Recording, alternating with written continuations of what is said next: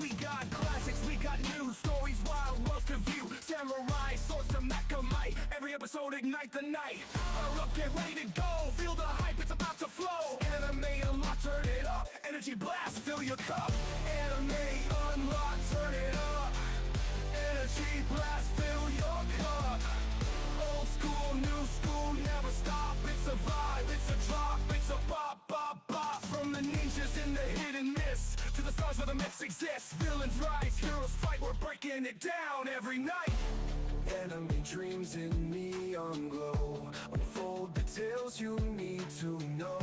From action-packed to heartfelt scenes, we're unlocking all your dreams.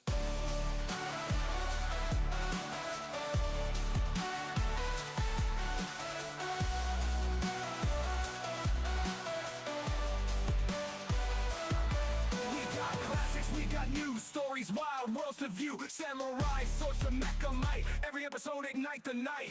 Power up, get ready to go. Feel the hype, it's about to flow. Samurai sword, ignite the night. Power up, get ready to go. Feel the hype, it's about to flow. To view, samurai swords to next to met the night. Every episode ignite the night. Power up, get ready to go. Feel the hype, it's about to fall. Old school, new school, never stop. It's a vibe, it's a drop, it's a bop, bop, bop. From the ninjas in the hidden mist to the stars where the myths exist. Villains rise, heroes fight, we're breaking it down every night. Anime dreams in neon glow. Unfold the tales you need to know. From action-packed to heartfelt scenes, we're unlocking all your dreams.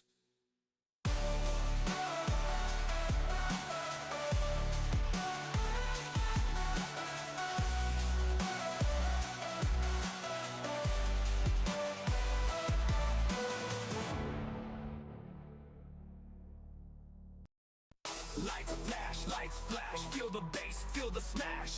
Black David Wally in the zone. Anime unlocked, you're not alone. We got classics, we got new stories, wild worlds to view. Samurai swords to Macamite. Every episode ignite the night. Power up, get ready to go. Feel the hype, it's about to flow. Samurai swords to Macamite. Every episode ignite the night. Power up, get ready to go.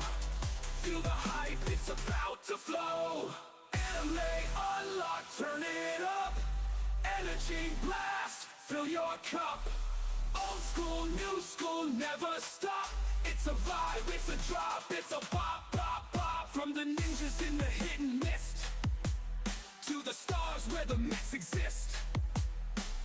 Villains rise, heroes fight. We're breaking it down every night. Anime dreams in neon glow. Unfold the tales you need to know. From action-packed to heartfelt scenes, we're unlocking all your dreams.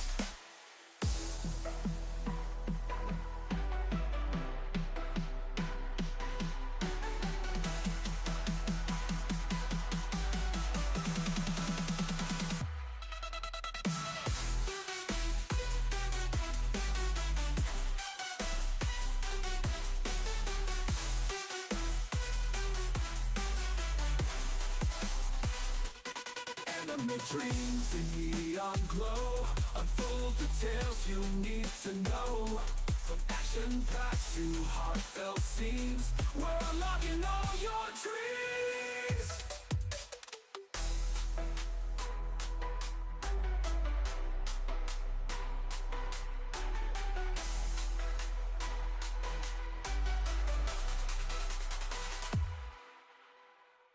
Anime dreams in neon glow.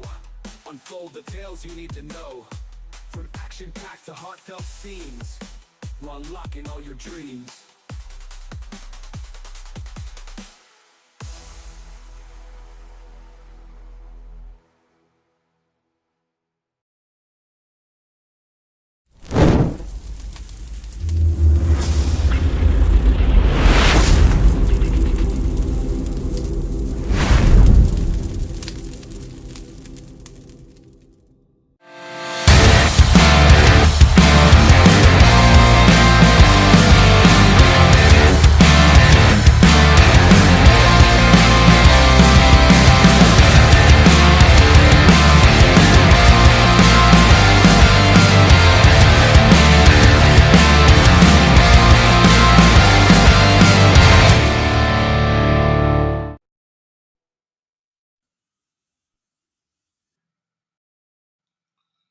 Hello, hello. It is Wednesday, October 15th, 2025. We are in the middle of the week again to another episode with a collaboration of CBN Tech Talk with Sparta HQ Network for Anime Unlock. How you guys doing? Um, this weekend we're very interested. About four of us came out for the Comic Con event, the New York City Comic Con of 2025, which is my first event. One of our team members was the second, while the other one, the main guy, Peter, aka the Sparta, have been on multiple times. I would say it was a very interesting experience. Hey Eric, how you doing? Yeah, it was a very interesting experience. I really enjoyed myself, and it was something I learned a lot from. Well, so far, what we did, we shared some of the pictures that we took at the event on both of our YouTube channel on the Sparta HQ Network channel as well as TBN Tech Talk. I also shared some on the book side. I try to share as much on the Instagram side and other media. It was a very unique event. Meet a lot of actors, a couple of wrestlers. Let's see. Up on the camera club by Sergeant Slaughter, icon wrestler from the old age. Took a picture with the Godfather, Dilla Fatu. Shout out to him. He got a lot of energy on him. So Killer Cross and his wife, Hurricane Hems. And I remember I walked, now I said walk by, I saw Sweetling come on the escalator on Saturday. I know he had an event on Friday. I missed that, but what a cool event. So how's everybody doing? Had everybody taken it so far? What's going on? What is on your mind today? And I hope you're ready for this show coming up. Waiting for everybody to come and give people a time to give you like an extra 5 minutes or so. See about that to pop up. But we have a lot to talk about today. We do. It's a very unique topic because last week's topic, I know there's a lot of you guys didn't watch before. A lot of you didn't come out to watch, which is fine. But the show we did, something what needed to be done because it was like a unique debate that we feel have not been done properly, even though the YouTube channel Dead Battle did it themselves. I don't think they were being honest with the with the view. So fun conversation because one, you're taking character from two different completely genre. We have Goku from the Dragon Ball Z franchise coming from the anime slash manga environment, or we'll call it universe or multiverse, or how you want to call it, versus Superman, the Man of Steel from DC comic books. If you want to compare a strength level, it's not really that straightforward or simple to do so because you're not sure you can apply DC level of measurement based on strength level compared to the anime level. That's the difference. And come to anime based on the franchise, it's a lot. But it was an interesting conversation, nonetheless. We took our time to start digging in much deep to comparison. What it showed what there is a unique loophole discussion when they want to do this battle, how they went about it, and how either they did it on purpose or being biased to give it a win to Superman. Which I don't think that was the case. nonetheless, I will not do that. I don't want to get back to that debate again no more time because it seems it may be pointless. Shout out to my partner Wally because he brought his own point of view as well, which is very legit. So it's almost like either after the debate and everything, Goku would have won the battle regardless of what we think or not. Look at the fact that the level he has achieved is something different. Now, the topic we are working on today is something. Oh, I'm breaking up? Okay, hold on again. This is something I've been noticing back with my internet provider, aka Verizon.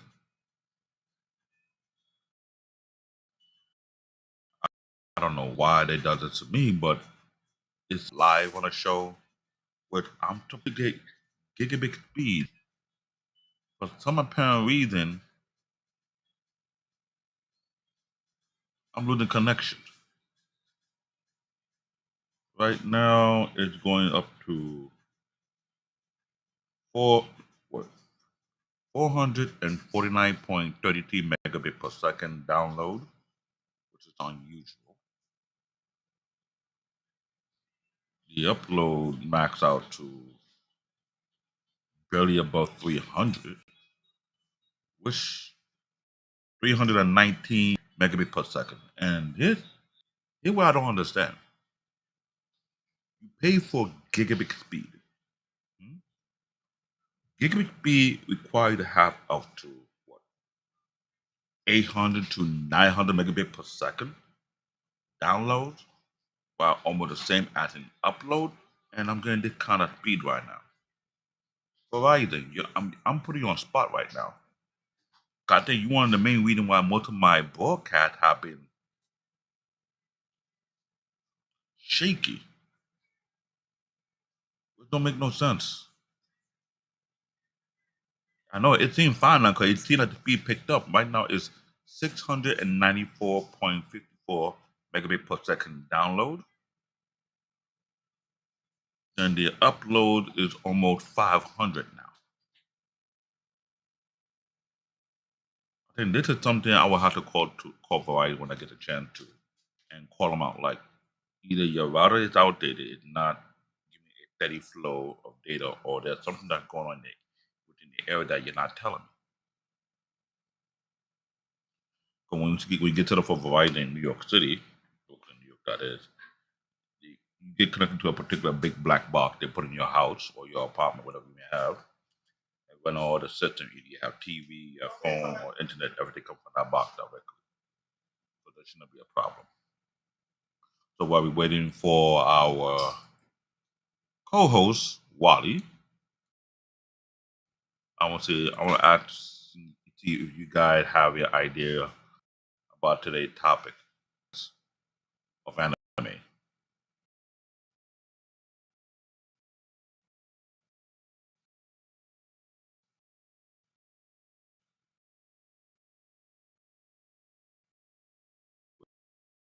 Which is a very unique topic to get into. Because now you're dealing with up to date right now. When they first had the big boom back in the 90s, no, 80s and 90s,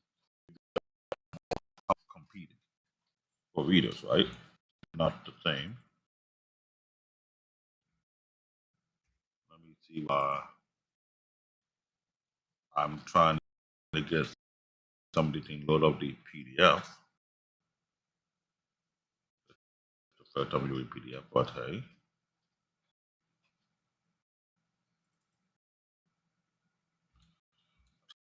I'll get it loaded up. Pardon me. Let me know if my mic is still working. I'm getting to try to reconnect my mic, which don't make no sense. This is what I'm talking about. Connectivity issue. So let's see. Yeah. Let me see. gonna have it upload on my end.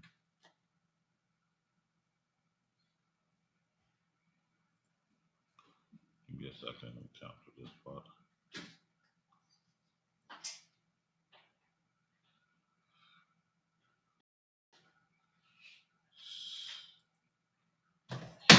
Okay. Video show.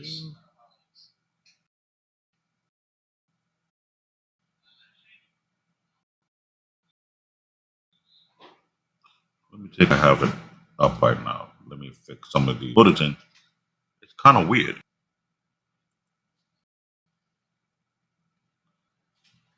Let me know, guys. See me good. Move mirror. Not about to have it that way.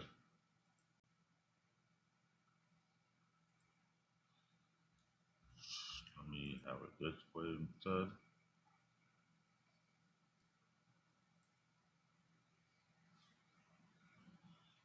No.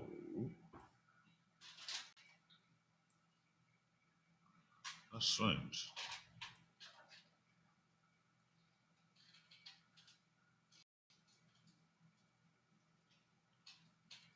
Let me just do it this way. I think that'll be better this way for now.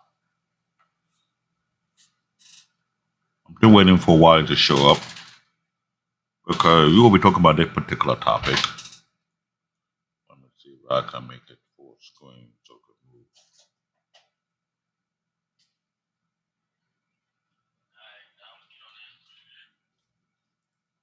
Give me a second.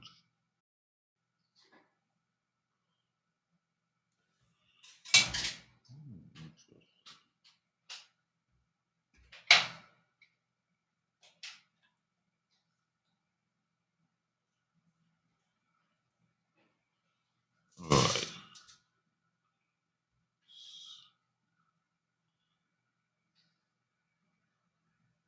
I'm gonna have it there. Doesn't mean I don't have full screen mode. It's not gonna work for me for now. Which is fine. This is what we were talking about, but I want to wait for him to come up because there's something about this topic that got me thinking about a lot of things. Because for one,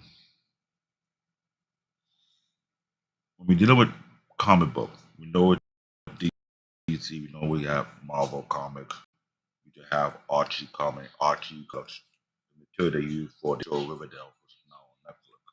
We had Image comic, we had Dark Horse comic, I remember that one. And what other comics? I know we did talk about that between manga and comic books, right? Now, when we come to manga, the category in manga is the same with the category in anime. I want you guys to understand that. There's nothing different between the manga and the anime kind of thing.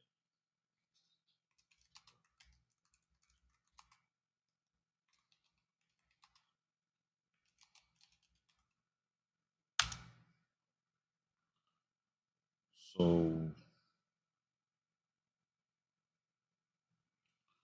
when you're done with the architect of anime,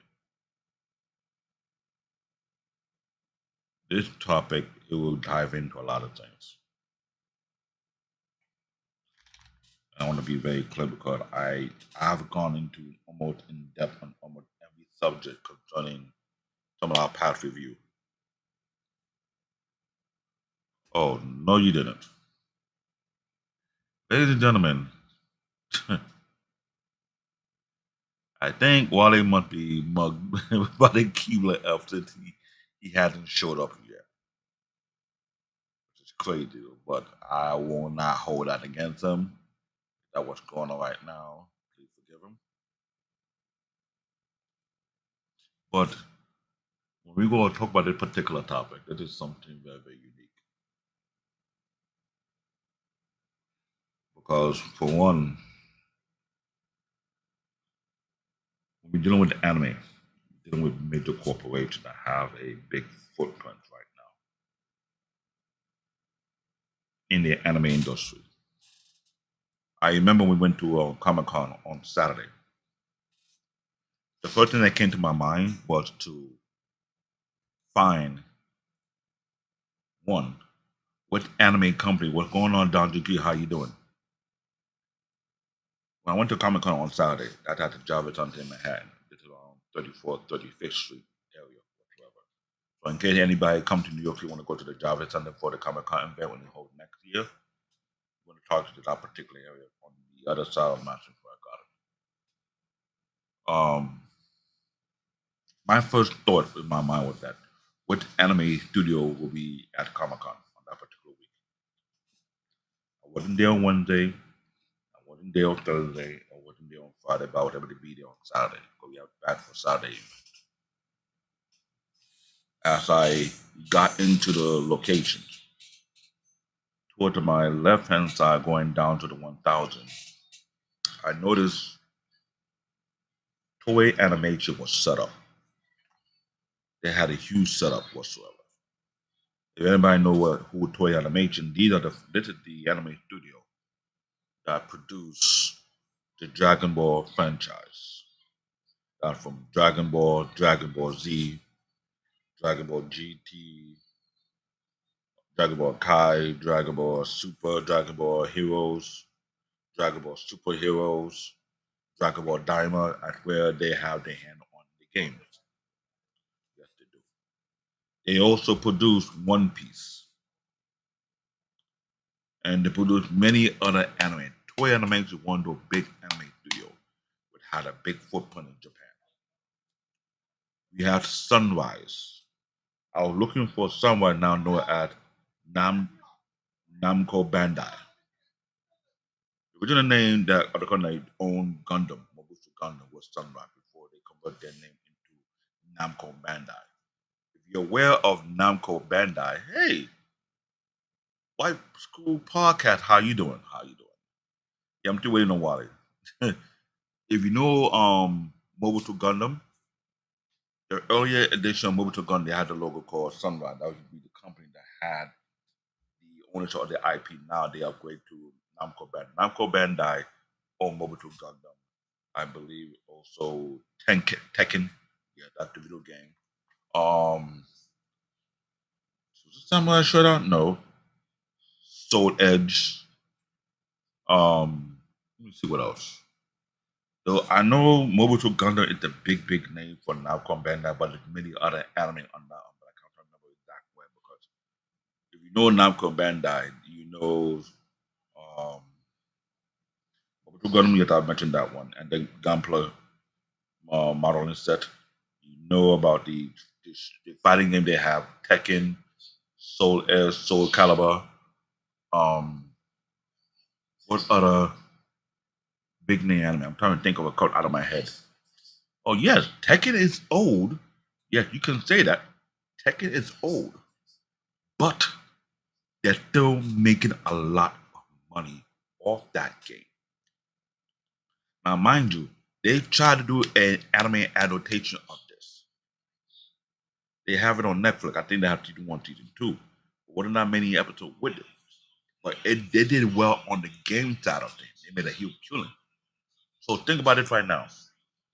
Tekken 6 is part of Evo competition standards. So you have Tekken, you have Street Fighter, you have Mortal Kombat. Very few fighter games being added to the list for those type of online competition for combat sports. Then you might have UFC if they put into that. Well, it's possible. I don't know, but Tekken is still making money for the company. So I mentioned Toy Animation. I mentioned Namco Bandai, formerly known as Sunrise. What other company you might have an idea of? Ninja Gaiden? I think Namco Bandai owned Ninja Gaiden. I might be wrong. That is that is another game, and they put out a new game called Ninja Gaiden 4, I believe. That should be out already by now. That's another thing. But I'm still waiting for Wally. If Wally doesn't come out, I'll just start the show and keep it pushing. Then he coming on the phone. Namco Bandai, Toy Animation, other name I'm trying to remember off my head. There's a few other big name anime production companies, but those two always seem to be heavy. So let me just start the show and see when he will come and he would add his own point of view. Talk about the architect of anime. Look at the major anime studio, right? So let's do the introductions. Today we're going beyond the opening theme song and the main character. We are delving deep into the factories of the fantasy, the very foundation of the global art form to meet the architect of anime.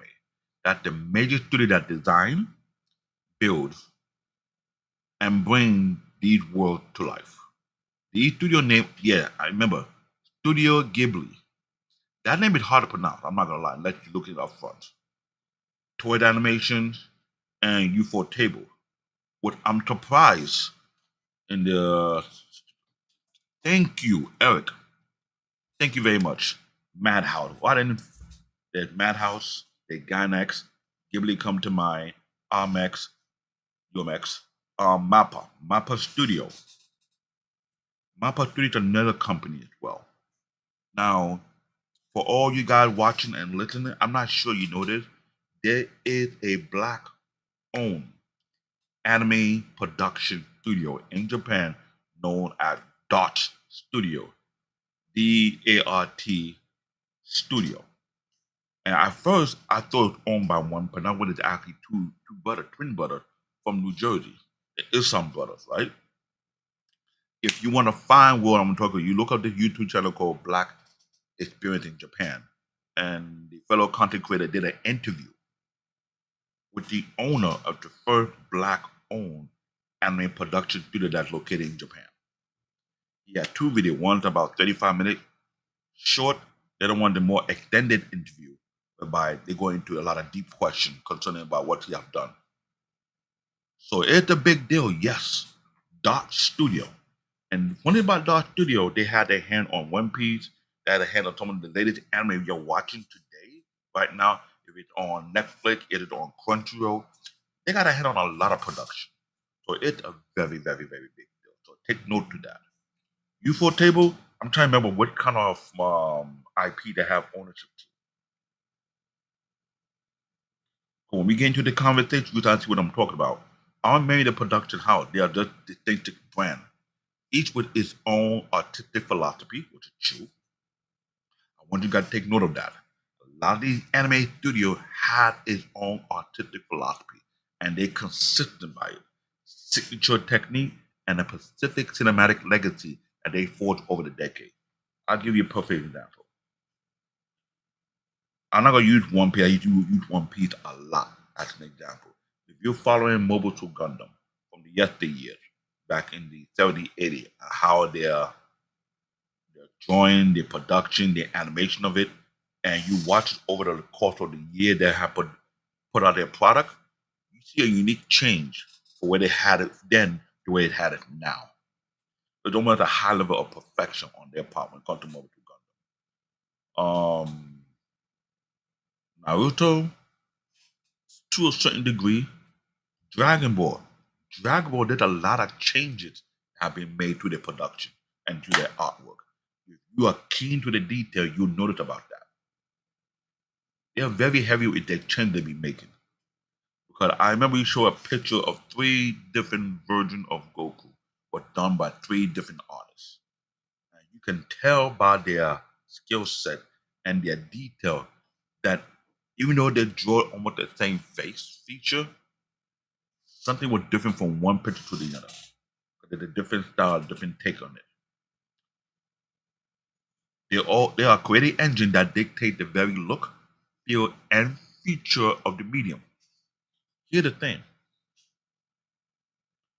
the owner of the mangas that their fan base are pushing to have anime adaptation of, they had to determine and pick which production studio will be right for the project, which is very, very critical. You will notice at times there's certain anime that have been done by either one anime production company or multiple over the period of time. Oh, I'm glad you mentioned this one. White School Party that you have been watching Ultraman, and the movie looks so real. This is what I'm talking about. If you watch the old school Ultraman and you watch all the past one up to now, the love this is mostly CGI. Yet it is CGI. I know Peter don't like CGI. I don't care what you say, but when it comes to these Japanese studio when they use CGI, there's a level of perfection that goes on with it. Mobutu Gunner used CGI to a certain degree because he dealing with mech. Put that in put. When any anime that have had a lot of mech action going on, there's a high level of chance that they're going to use a different version of CGI between which production they're looking at or what they're working on. But it had to be a unique way. And believe me, the creator of that particular genre, whew, you think he had it bad. He had to monitor, he had to watch, he had to supervise and see if it up to the task. And believe me, it's not that simple. It's very, very not that simple. So I'm gonna go to the next slide so you can get onto the conversation. Now, this is something I'm not sure everybody mech. I say mecha. When I say mech, I'm not saying MECK. I'm saying MECH. It's short for mecha. MECHA. Now, I want you guys to understand this. Let me see if I can move myself somewhere. Uh, yeah, that'd be better. I don't want to block all the font. I want to take note of this. Good point of view. CEL animation. That's a unique style of animation that's being done. Later down the line, I think we will start breaking down what the terminology really is so people can get an understanding of these things. All right? So I want you guys to see the timeline here. The history of animation production, the pre-war era, and the dream of the Disney of the East. Early animation. Take note of this one. From 1910 to 1940s. Right? Japanese animation, or Doga, that's the actual name for it, began in the 1910s, but was mostly short form, experimental, and government propaganda. Perfect example, Momotaro Sacred Sailor in 1945 was the first feature-length anime. So I want you guys to understand the timeline, how old anime really is. And while we're talking about this, I want to put at the back of your mind, start looking at the time when cartoons started in the West. If you are heavy on the cartoon side of the Western world, and you remember the timeline, I want you to start comparing the timeline with the timeline concerning the East, aka Japan. That's the first point. You need to understand that. The birth of Toei Doga, aka formerly now known as Toei Anime, that is 1956. After World War II, the film company Toei created an animation division, Toei Doga, would later change their name to Toei Animation. Take note of that, 1956. The next point, divisions. Yes, it was black. Thank you very much. That was the first set of the black and white anime. I won't call it cartoon, but the term anime or Japanese animation is cartoon, Japanese term, but don't want to say the word cartoon. Anime is in short is being named for that. So thank you very much. 1956, take note of that. The vision Toei goal with ambition to become the Disney of the East, creating high quality, full feature theatrical films like The Tale of the White Serpent, 1958. Toei was watching, observing, monitoring Walt Disney. While Walt Disney was building the attraction in the realm of animation, aka cartoon on a Western term, Toei were working on their part in Japan, trying to become what we call Disney of the East. And the first animation theatrical film was The Tale of the White Serpent. That was 1958. Next point. The effects, the centralized large-scale factory approach, gathering a huge pool of young, brilliant talent, including future legends like Hayao Miyazaki and Isao Takahata. They are the co-founder of Ghibli, Studio Ghibli. Thank you, Eric. Osamu Tezuka and Walt Disney, the man not the company, were very good friends. That is true.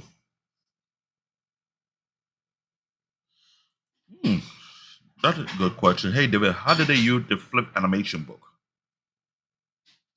I think that's a very unique question. I think we got to look into that a little bit further because when it comes to the animation style, it's not the same as done in the West.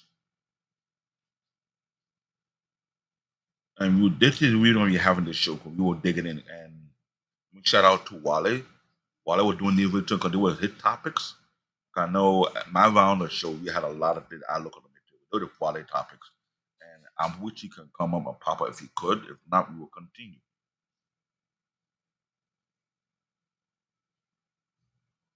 So, speaking of the devil, the pioneer and the problem, Osamu Tezuka. Eric, you on top of that one. The catalyst, enter Osamu Tezuka, often called the god of manga and the father of anime. He saw the potential of television. And Eric was on point. He did mention this, though, that Osamu Tezuka and Walt Disney, the man, not the company, were very good friends. They were. Yet they were very good friends, but their approach to animation almost similar, but it's not. Here's the challenge. Produce a 30-minute episode of animation every week with the same quality as Disney or 12 feature was financially impossible. That was the issue first at hand. Then animation required 12 to 24 frames per second, FPS. Now, to all your gamers out there, I'm sure you understand that terminology, frame per second. That's the speed of the animation if you're playing games. You have that thing on your upper right hand side where when you into the certain game and you see the meter between it, you have 20, 15, 30, 40, 60 to 100. That's the actual frame per second you deal with the game. That if you have a high end PC or laptop or low end dependent, right? The solutions. Limited animation. Tezuka, through his studio Mushi Production, innovate a cost-saving technique known as limited animation. This was the industry-defining compromise. How you gonna put this? I didn't know what them saying that one, it was harder for them to compete with Disney. But let's be real. Let's look at it this way. If anyone understand the history of Walt Disney, when they got into the production of making animation, you ask yourself, what was the budget were they given? How much money was invested in this? How were they able to get a lot of investors to invest in what they were producing? Going to be what going to be one of the biggest production or the biggest investment they ever done so far. That was the issue. So when you have Osamu looking from Disney and see how they're doing and see if he can compete with them, he had to figure out a unique way to not only be cost saving but also cost friendly. How it works? Reducing the frame rate drastically, often to 8 to 12 frames per second, and reusing background cell, employing close up and dramatic still shot, relying on dramatic sound effect and voice acting to convey action. I'm sure it's almost similar to how Disney does it. Maybe we'll have a show we will talk about it maybe in future time.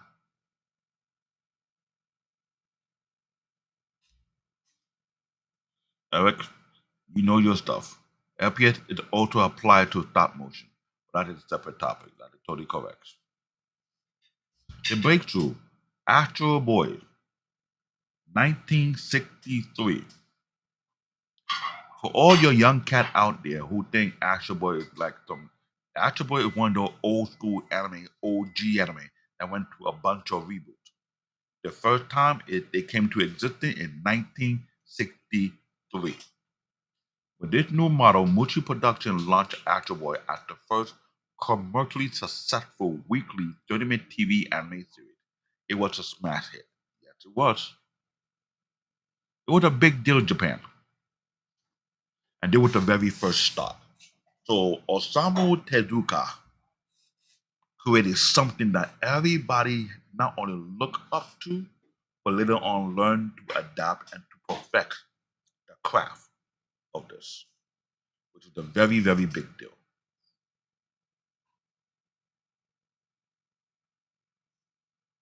Studio system take root. There's a lot of comments we'll talk about this. If you have questions, you ask me the question. I'll help you look for the answer if I can. The studio system take root. The template is Astro Boy success. When they made Astro Boy and it was successful, and they were able to air on multiple channels or have it air on broadcast on multiple TV, it became a big deal to the industry in Japan. And mind you, remember I said it before in past conversations we have on Anime Unlock. A lot of animes came from manga. So you have to have source material to work upon. And Astro Boy was the first to make it through. So Astro Boy success created a template for the entire industry. And when you look at it, that where it's coming from. It's coming from manga first, the books, the magazine, when you want to call it comic, whatever I want to call it. From manga to TV anime. From TV anime to merchandises. That was the blueprint on how anime can survive and strive in Japan, which is facts. The proliferation of the studio. As demand for TV content exploded, the industry shift from a focus on for feature film with a Toei original model to high volume TV series. And I'll say this though. Imagine how many manga was out there at that time when they started doing this. And the first child was Astro Boy. They were successful with Astro Boy. But they had so much material. Imagine how many chapter of Astro Boy that they had to take and start working on producing different version. Not only take different versions. No, they're working on multiple episodes of Astro Boy. That was one part. Getting voice actor who can voice the characters in these anime. That's another part. Like I said earlier, getting a boatload of talented animators who working around the clock. Now, if you go on YouTube, there's a behind the scene footage of how people are working on the production of Mobile Gundam, which is one that should be out there on YouTube. Dot Studio, shout out to Dot Studio, our first black-owned animation production studio in Japan. You check out his studio as well. It shows how to work behind the scenes working on the animation. Like who is responsible for what on the anime part, who is responsible for the motion part of it, who is responsible for the coloring, who is responsible for the effects, either using CGI or CEL, whatever it may be used. That's the big deal. Animator who dislike the low pay or the rough production at the Pioneer Studio with the Toei or Mushis split up to form their own houses. Here was the issue. 1910 all the way to 1950, where we had the boom from manga that are coming to anime. When they were successful producing their first anime, 30-minute anime, you gotta ask yourself this question. How much money were they generating? One. How much money were they taking in after to look at the costs, the distribution, getting the lighting, having broadcast on multiple TV stations, the production, you pay the voice actors, and the animated. It, I'm, this is the same question you go look at where Disney. How many animated in Walt Disney or any other cartoon production company in the US was not being paid well from the very beginning? We found out recently on my feed. I found out was actually a black artist who helped establish Walt Disney was never given his credit.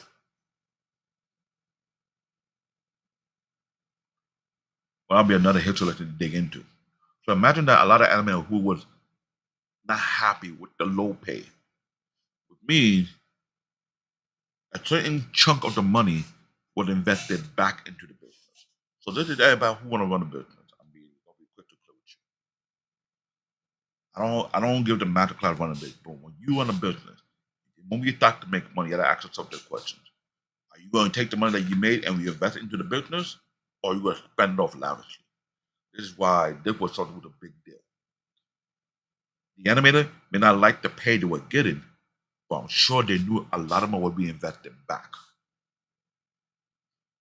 to improve production, to improve the quality of production, and to see how the production is being done. So they split off to form their own houses.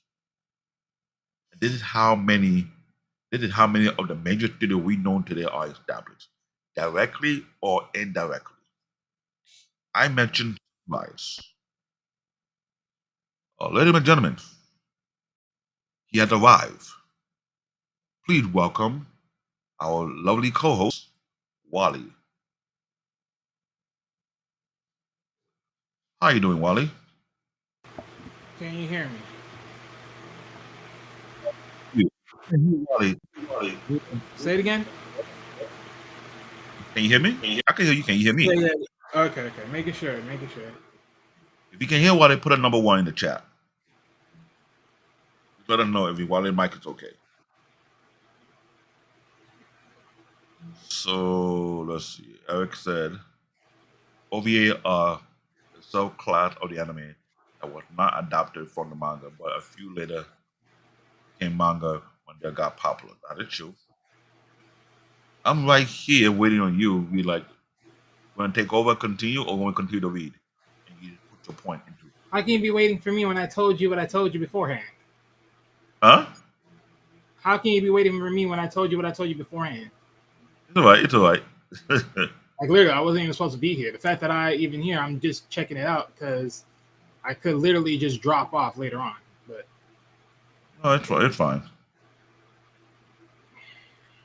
Ain't done, DQ. Wow. Really? Eric, the only thing that I have escaped.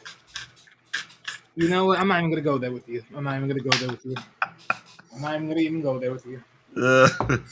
One day, why they go bash Kevin's favorite anime and Eric favorite anime and Eric will be real tight. I don't even know his favorite anime, so I can't even do anything. Don't About worry, that. we will find out sooner or later. No, if Eric is smart enough, he just won't say it at all. If I'm being honest and fair, he just won't say it at all. So you say Eric the punk now? He's scared for you to criticize? No, he just not gonna just put himself through that. What's going on, Don? What's going All right. on? Well, lucky enough, this is holding up. It's So funny because here's the thing. I have a few favorites. If you don't like my favorite, you can criticize. I'm not afraid of the heat. But I know a particular person was mad with us.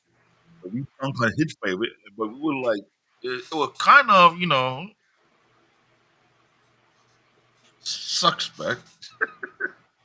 And this brother over here went in on the nuclear, and I was like, God damn, I'm trying to be nice. again, for someone that has not watched it and heard the explanation, that's not my fault. Oh wow, really? Which lad you speak of?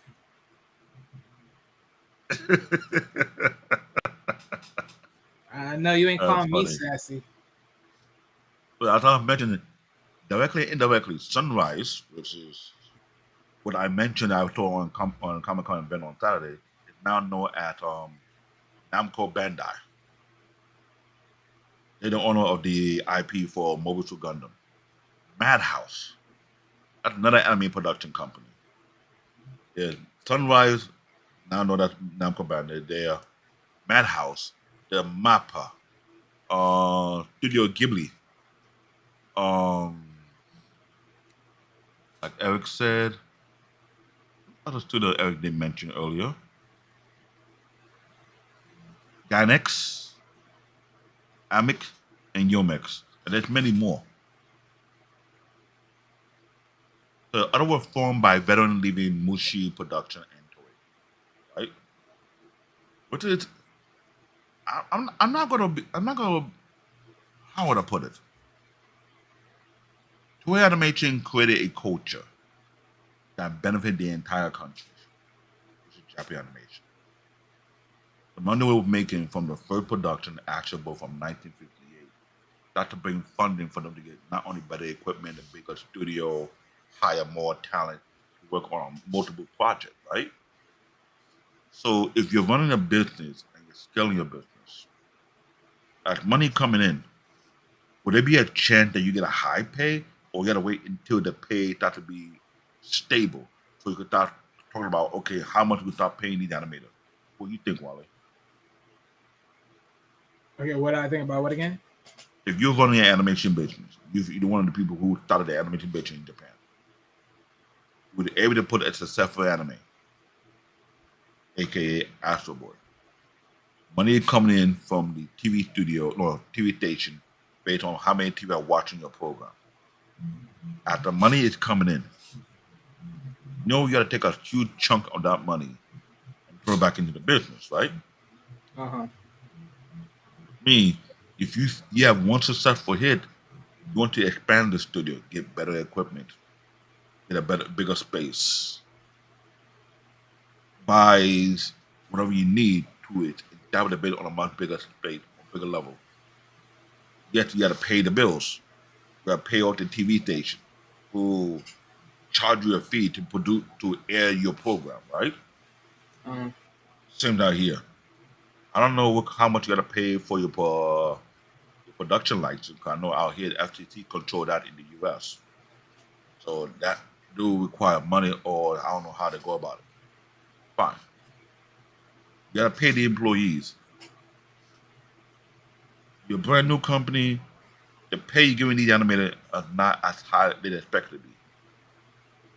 How will you work around that? Will you put yourself in a bind or let them know, give us some time so we can have a better flow of money? What would you have done?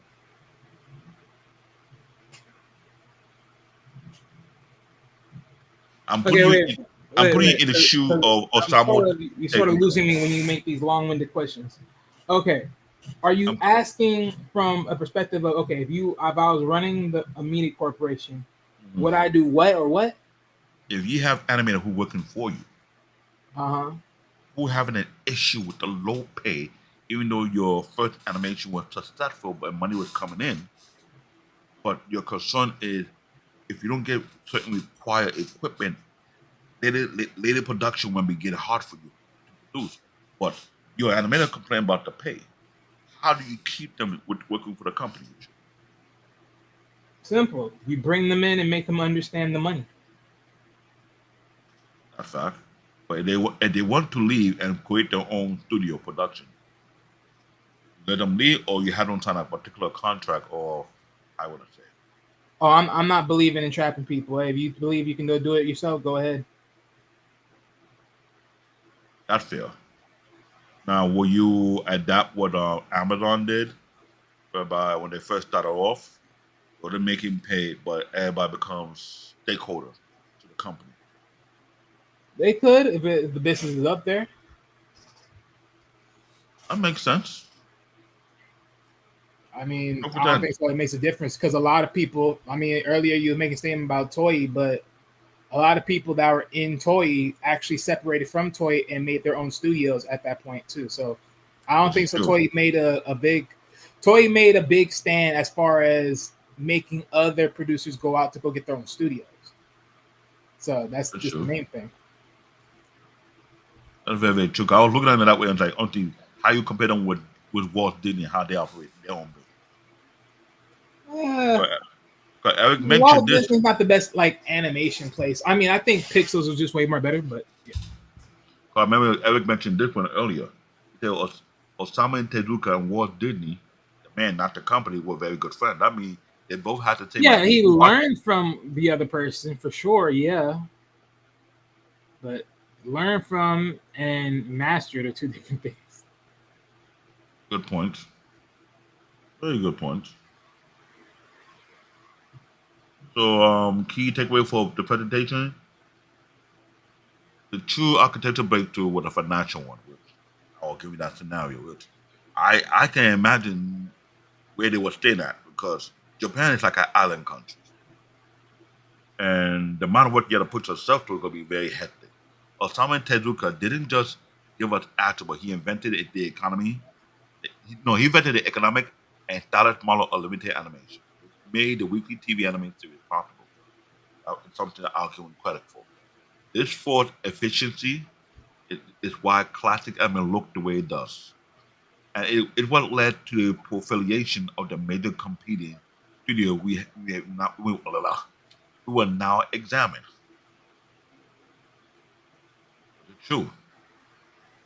Toei Animation, the pillar of pop culture or the king of Japanese pop culture. That's what I would call it. I Take mean, it I to wouldn't say king if it don't touch all genres. oh, I mean, that's just the truth.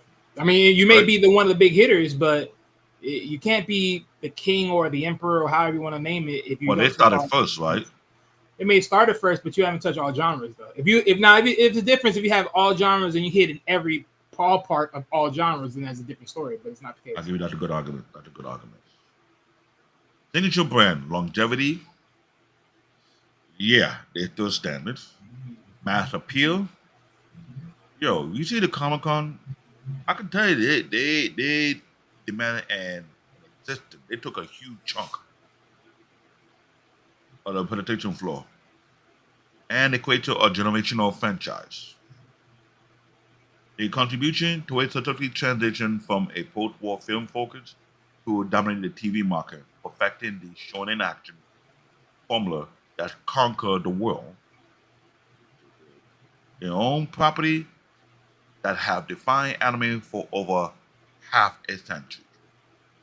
And here the list, ladies and gentlemen, so you can be aware of. He worked on franchise, the Dragon Ball franchise, which I mentioned earlier. It's from Dragon Ball, Dragon Ball Z, Dragon Ball Z Kai, Super, GT, Daima, Yeah, Superhero, Dragon Ball Hero. And you got One Piece, you got Sailor Moon, Dragon Ball Digimon, Hero. Was the even My Dragon Ball Hero on TV? who? Is Dragon Ball Hero even on TV? It was a promotion they did in Japan, and they didn't do it over here. So Put on technically, TV okay. production in the TV. No, yes, Dragon Ball Hero did for a particular game. They have it on TV Tokyo, but they never I aired know it. because when you mentioned GT and everything else, I'm like, huh. I mean, because Yeah, usually when I talk about the franchise, I'm only like that Dragon Ball. Okay, Dragon Ball Z, Z Kai, Super Diamond. I'm just keeping that Akira Takayama. I'm not even worried about the other projects. yeah, they have side project that is aired on TV in Japan. TV Tokyo, one of the more popular TV stations out there in Japan. But we know a lot of stuff they air on TV Tokyo don't come over here due to licensing. You understand the argument? One Piece, Sailor Moon, Digimon, the rival to Pokemon. That's one of the key franchise, and they got a long list of anime production they had their hands on. Very factual. So yeah, they're the pillar of pop. Japanese pop culture, and they did change the culture big time, like Walt Disney. Sunrise, which I did mention earlier, someone is now known as Bandai Namco. Bandai Namco, so they is the master of mecha and the genre. I won't call him the master, I'm calling him the king of mecha because they had that to be clear. Picture brand is vast, complex, multi-layer science fiction, yes, and action universe, often incorporate transformative mecha designs. Hold on. What did Eric say? AIC. What is AIC?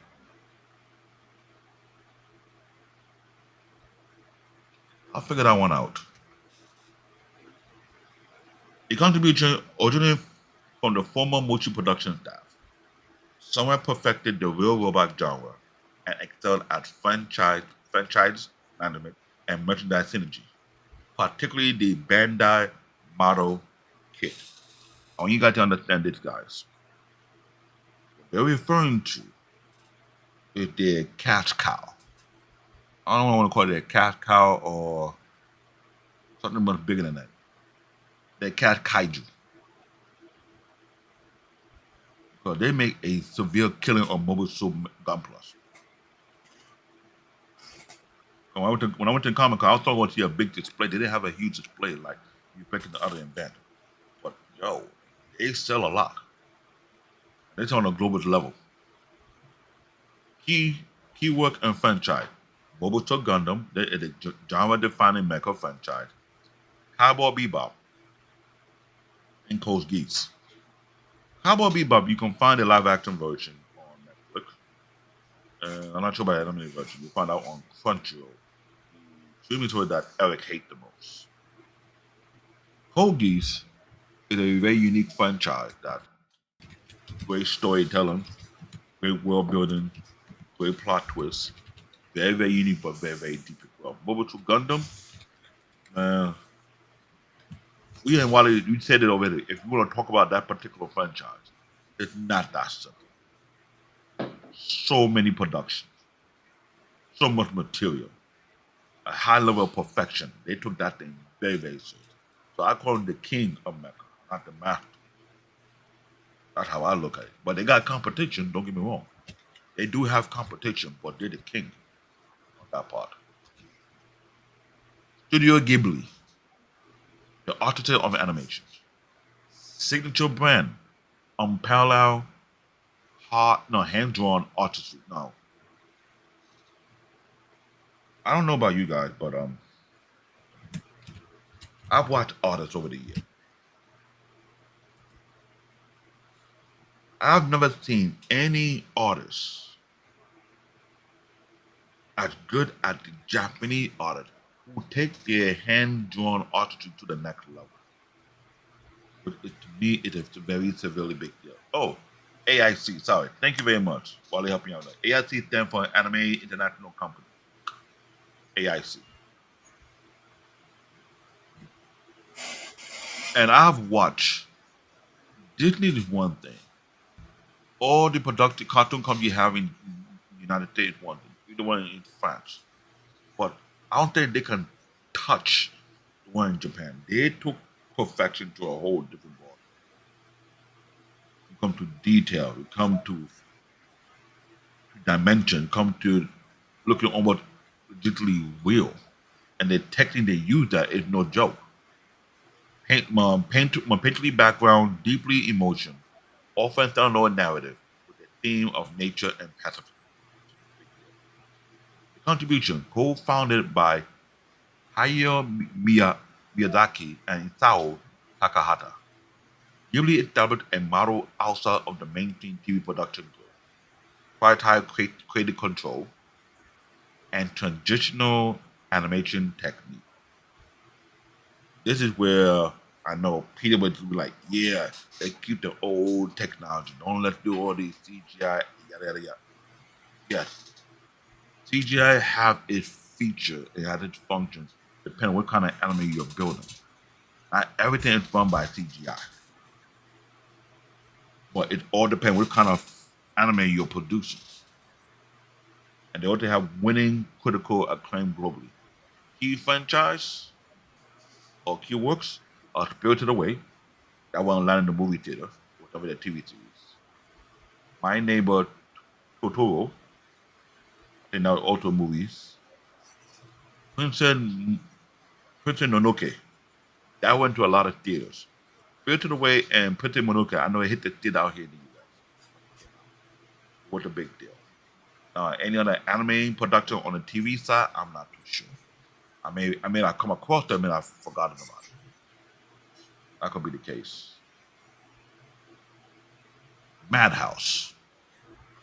Whew. I'm trying to figure out who gave the idea of Madhouse. I don't know who would I deal with that one. The chameleon of quality. Signature brand created diversity, adapting that different genre from so that the Eric is our walking encyclopedia for our channel. Don Blood does excellent work, one of the top anime we have in the West. Yeah, but is he as good at the one in the East? That's the question. As I was saying, creative diversity, adapting vastly different genre from psychological thriller to superhero comedy, while maintaining a consistently high level of detail and fluidity. Known for the collaboration with art director like Satoshi Kon, a very big name in Japan. A contribution, Madhouse is a studio that rarely imposes a uniform look. Instead, they let the director vision lead. Now, I think I like this type of approach. When we're working on different projects, everything should not be looking the same. It should have its own unique look and taste. I think this is how they where they are right now today. But in some of the medium, most visually varied and critical acclaim work. Key work or key franchise. Number one, Death Note. I don't know how I can watch that one. I know probably much I've seen it, but not me. Perfect Blue. I got a chance to, but I heard about looking to see that one. One of my favorite, One Punch Man. One Punch Man is overrated. This is one franchise. I don't think people will like it because if you compare One Punch Man, Saitama to Superman, One Punch Man is like the Japanese version of Popeyes. Reactive. I'm gonna put it like that. You can take it or you can leave it. Not my problem. Okay, that's 10. Let me go to the next one. Bones. I don't know. I'll be honest. Some of these studio names got me concerned. Madhouse is one thing. Bones? Signature brand. Dynamic, fluid, and expertly choreographed action sequence. Character focused narrative, specializing in original sci fi and adaptation of complex action. Their contribution, formed by the former Sunrise staff now known as Namco Bandai, Bone carved out a niche by focusing resources on stunning animation quality, particularly during the key fight scene, and making them the standard for modern, high-octane anime. Now, these anime, I'm telling you, they're not no small hitters. They're not medium, they're heavy hitters. Key work in the franchise, My Hero Academia. This is for this new generation of anime lovers. It's heavy. Full Metal Alchemist Brotherhood, another powerful anime franchise. Mob Psycho 100, another one as well. This is the major influence they have on the young generation right now. Look out for those ones as well. Kyoto Animation, known as KyoAni, the master of consistency and detail. Signature brand unwavering quality control at their signature brand. Spectacular character animation, especially expression and subtle movement.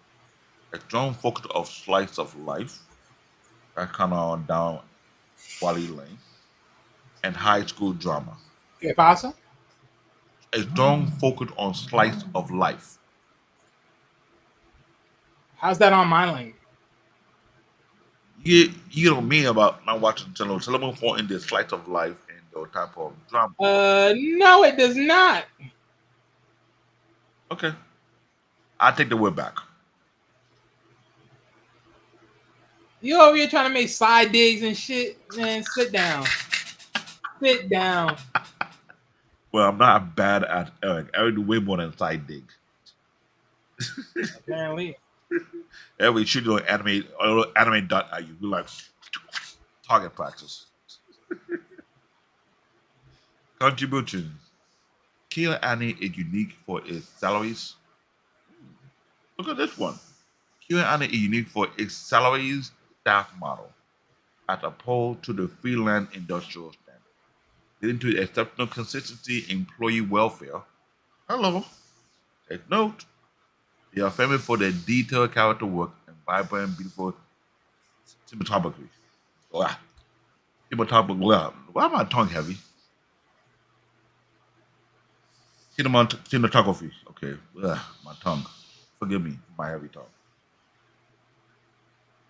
Key works and franchise. The Milachi of Haruhi Suzumaya. Never heard of that one. Violent Evergarden. I'm aware of that particular anime. And A Silent Voice. Interesting. And then I need to start looking into a little bit more. UFO Table. The digital composer.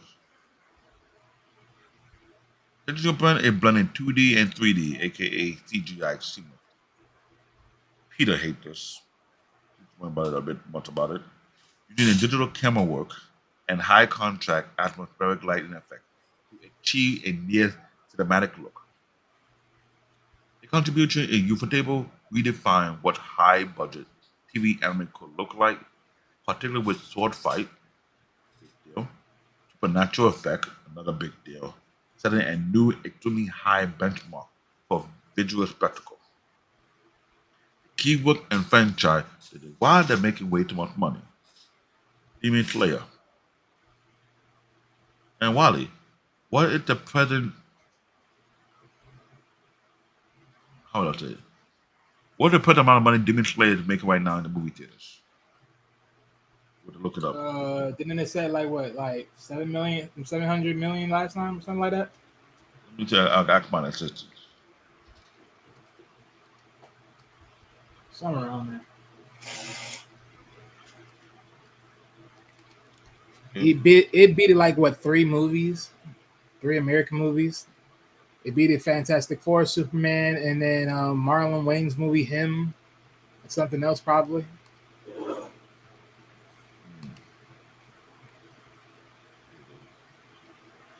Globally. So I'm going to ask my assistant to look up the digit on this part.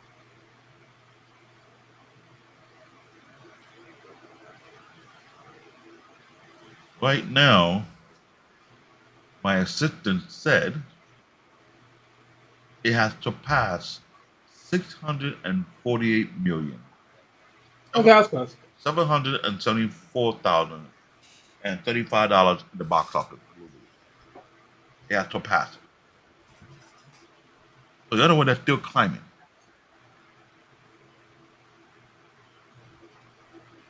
It was also reported it had closed over 555 million plus globally in the early coverage. So right now the number is still climbing as we speak. And Fate Zero. If anyone watched Fate Zero, that's another major hit. The anime franchise is ridiculous. Fight scene, the supernatural, it's not no joke. I can see why they're pulling in the dough. But do not sleep on these companies. The planning and the pre-production stage, the studio role. This is the phase where studio exercise its architectural authority, often led by the producer and the director. The key. source material acquisition. Studio secured the right to the manga, light novel, or design an original concept, known as an anime original. Remember, we talked about it before on our past show about how some of these anime franchise came. Some came from manga books. That's about maybe 60 to 70% of it. Some came from light novels. Some came from games. The fact that the anime studio production company had to secure, lock down, gain ownership, meaning reaching out to a particular manga writer for a particular franchise and want to invest in the adaptation of its manga, it'll be a huge investment. Which means they're bringing a number of artists, a number of animators, a number of illustrators on board working on a particular project. Based on the amount of money they invest to get that thing done, they hope to at least triple the profit based on the initial investment, which is a very, very big deal. So you need to take note of that. Staffing and scheduling. The studio hired key creative talent, the series director called Kantoku, series composer who managed the script, the character designer, and the chief animated director, CAD. Storybook, the e-content. The director outlined every single shot, the camera angle, and the movement. This is the blueprint. I talked about it before in Bad Anime. But I remember when we talk about every creator had like a character map to have everything put on a bulletin board based on how the production will be done. It may look almost similar to what we see on a manga, but I had to make some adjustments. But for example, Solo Leveling. I read the manga, complete the whole series before the anime ever got finished. But when they air in the anime, the adaptation of the manga, you can tell that there's a difference based on the scenes from the manga compared to the anime. That all gonna be the case. They're all gonna make some changes either we like or we don't. That's what we all be given. Layout. These are highly detailed blueprints for each scene, specifically, petrifying the background character placement. I mentioned that one, and the camera movement. But that was up there. Layout. So I'll say it again. Petrifying the background, the character placement, the camera movement. This is the final draft for the anime themes. While they're working on the storyboard, I'm seeing so that they have like a story room for all the writers and the creator whatsoever based on the movie, live action, or anime. They have their scene blueprint how they want the thing to be worked out. They place it on the board. They're discussing how the camera will take that particular angle, how they're going to produce that particular scene. From an animated point of view, it's similar to that same perspective. But they're talking to the animator, talking to the illustrator, what to expect for that particular scene, lock in, how much detail they have on the background, on the detail on the character, what look they're supposed to have.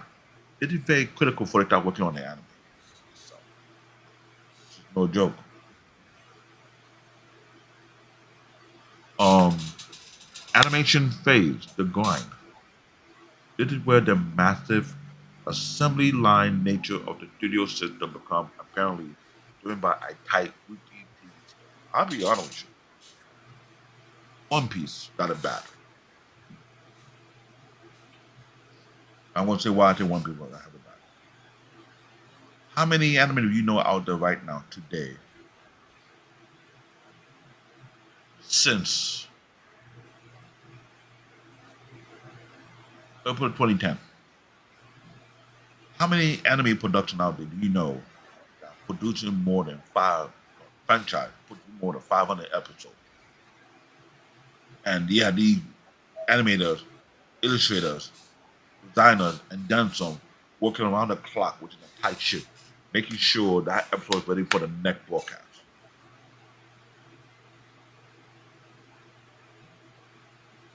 Put that in perspective. Like it's like saying I'm the owner of a production and I'm telling Wally who will be the chief animator. And he's responsible to make sure for the next 2 months, 16 episodes you put in air or every week. Make that 8 episodes. Next episode you put in air, make sure it hit the TV studio at a certain timeline. So no matter kind of pressure while it go be on. Join the team. If your show put the air on Tuesday, you started it on a Wednesday morning or Tuesday evening.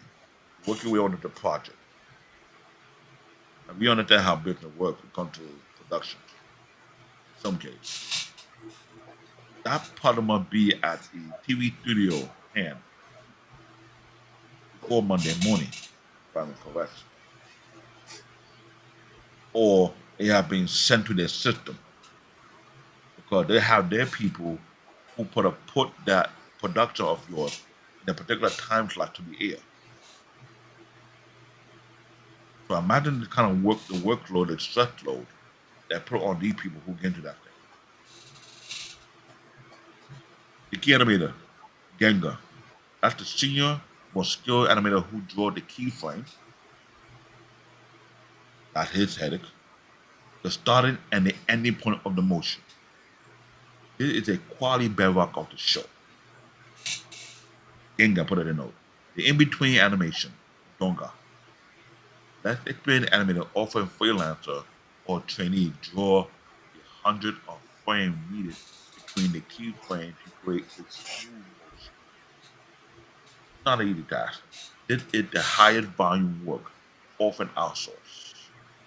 Inking and painting. Digital transition. In the past, frame were colored by hand on cell sheet. Today it's done digitally. Using software to apply color to the scan line. This shift to digital around the early 2000s was critical for increasing the speed and allowing the complex effect. So imagine how White School Podcast talk about how these animations. I'm thinking this may help answer the question she asked earlier concerning this, the flip animation book. It may be in that type of scope, or maybe something completely different from that. But you can imagine the type of work they got to put in to make sure everything done frame for frame. And I'll be real though, compared to Western animation, aka United States, Japanese animation is on another level. That is factual. Whole production and assembly. This is the final stage where all the elements are compiled and polished. Backgrounds and CGI. Excuse me. Hand drawn backgrounds and any computer generated images, that is CGI, elements like 3D models of car. Sorry. Not every car design or mech design will be hand drawn. That's not always going to be the case. It's very based on the type of production they're working on. Or the crowd scene are rendered and added. Things like UFO table and so on are known for their mastery. Sounds like cute. I will call him the king. I know I'm called Bendak or keep reminding you guys of that one. Composition and effect. The chief animating director, CAD, ensure visual consistency across the episode. The composition is the process of laying all the elements, the background, the character, the CGI, the spectral effect, the lightning, into the final shot. This phrase is key to a show unique look, which is very, very key. Editing, sound, and scoring. The episode is edited, the dialogue and the sound effect are added. Music score is inserted. The episode is then ready for broadcast.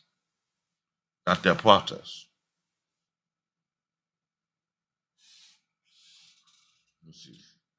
The director vision versus the studio brand. It's also key because some directors stay with the studio, some directors look for another studio. This tension is the core of your presentation thesis. Studio as a quality controller, aka KyoAni, a few studios, most notable Kyoto Animation, keep almost the entire process in-house with salary employees. This allowed them to maintain an incredible, consistent, and distinctive visual brand and quality level. Now, ladies and gentlemen, this is something I want to ask you guys a question, and maybe you will remember some of your favorite anime. When you're watching some of your favorite, have you ever noticed a change in the artwork, change in the production? Like there's another different anime that worked on this project, not the same way they had before. That happened to some franchise. It does. Keep that in note. Studio as a project manager.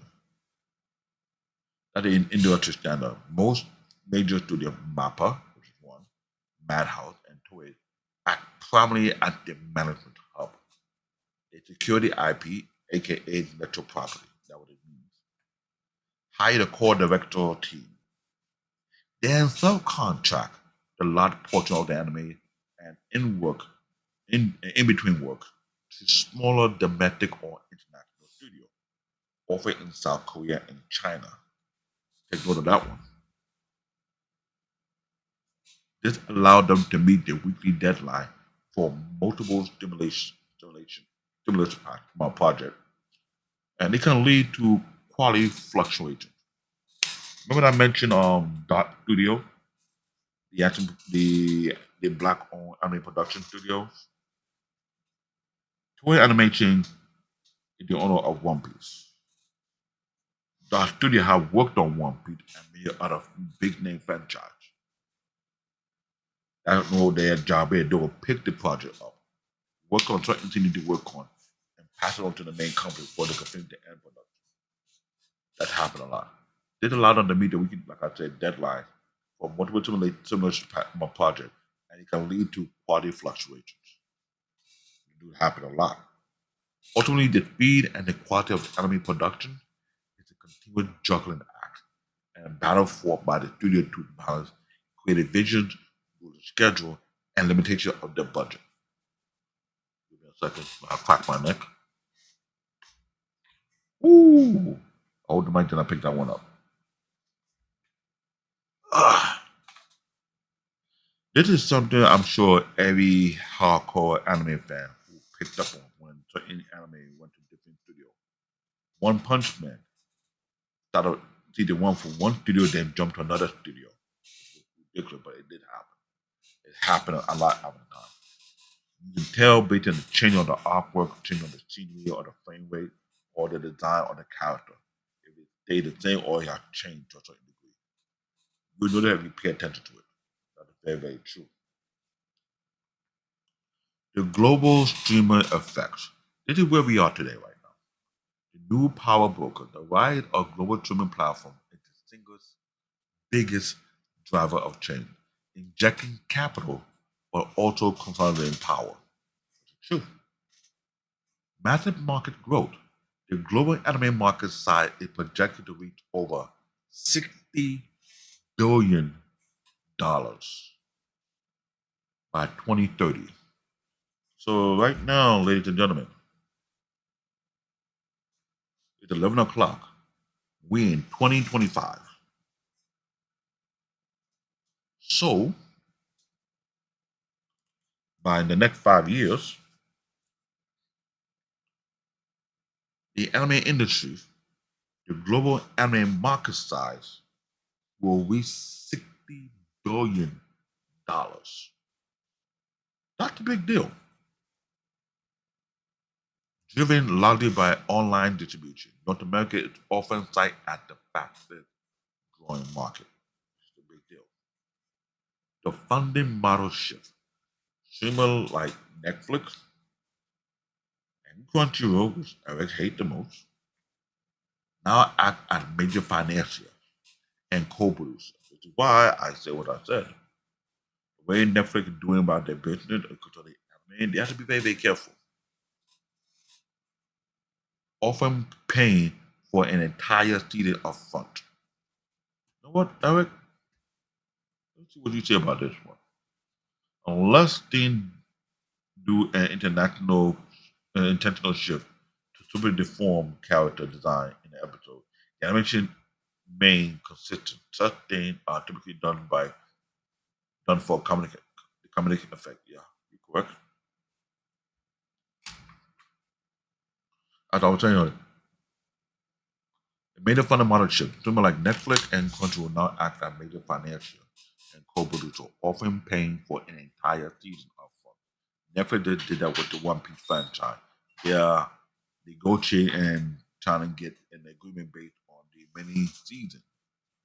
What would they add on to the network? They provide studio with a more stable budget than the traditional Japanese production committee model, but often require global streaming right exclusively.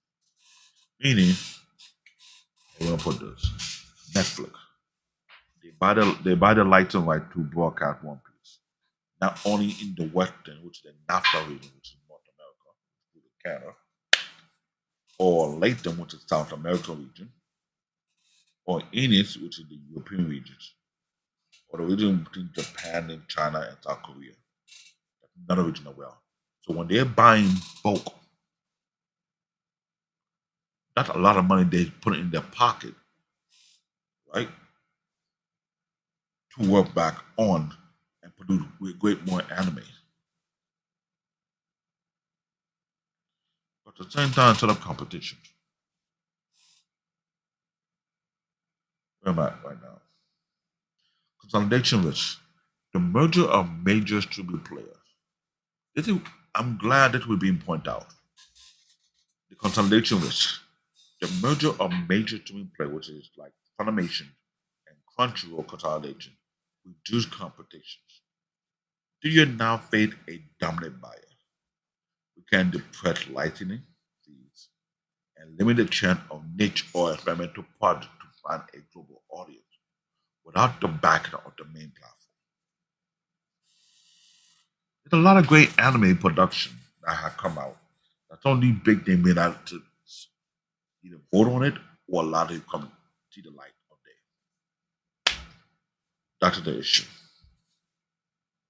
Global simulcast.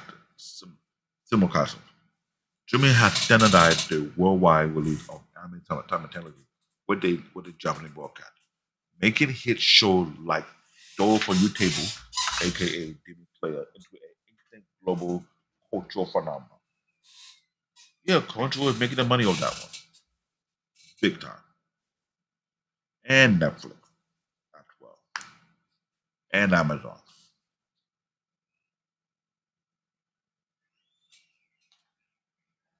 The internal crisis, labor sustainability, despite record-breaking revenue, they are making a kid on a global scale. The people doing the physical work are under immense pressure, threatening the long-term health of the creative base. I want you guys to let this topic be part of the constant thinking. How many anime creators have we lost so far, or we're about to lose?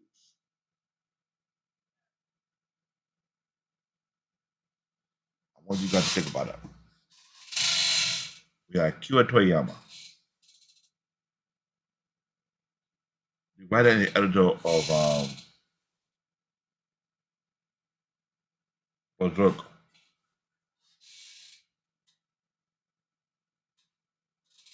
We have One Piece. There are a lot more examples of the creator of trying these anime franchise due to the level of stress they apply onto their body. They get ill because they don't get a break, which is very, very, very true. But it's highly concerning. Let's read about this. The talent exodus is the demand for high quality, high volume content straying from the traditional freelance model. Animator often face low pay, which is true, cooling schedule with production cycles that are too short. Meaning, you had an anime. Okay, Eric, we get it. I'll tell you, Eric hated.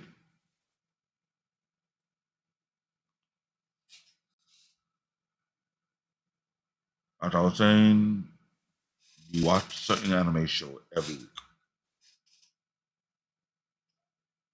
The anime show on Monday, will come out next Monday. You gotta make sure you get active know which the week time. You see anime program every 2 weeks, it's up to breed.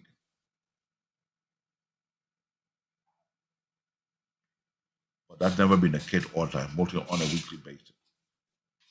So imagine doing that every day for 2 years, 3 years, 4 years or so. So put that in perspective. How much stress built up?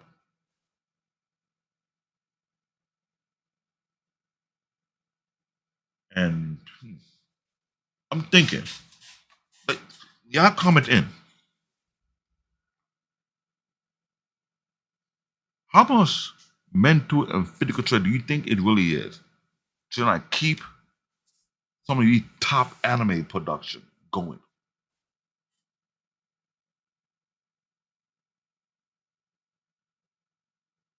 If you're a fan of Demon Slayer, if you're a fan of One Piece, if you're a fan of One Punch Man,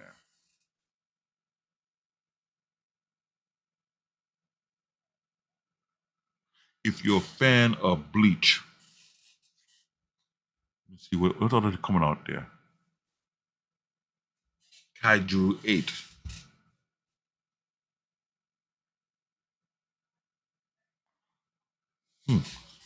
I'm trying to think of all the big Solo Level. Thank you.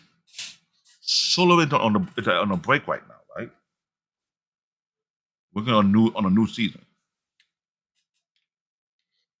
How many episodes did they likely to give out on certain seasons?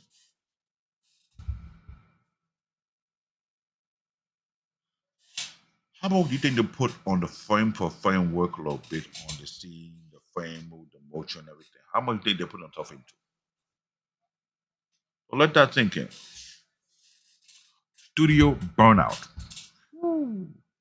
The MAPPA example. Studio like MAPPA by taking on multiple massive flagship titles, which is crazy. They are on the list. Jujutsu Kaisen.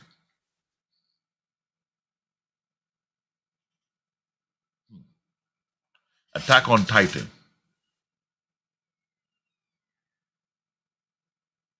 Final season. Chainsaw Man. I believe Attack on Titan, the final season, and Chainsaw Man put a lot more pressure on them than anything else. I believe that totally well. But it's not like you have a huge team who are writing and designing comic or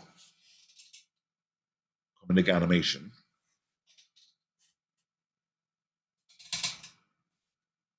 Which is a big deal.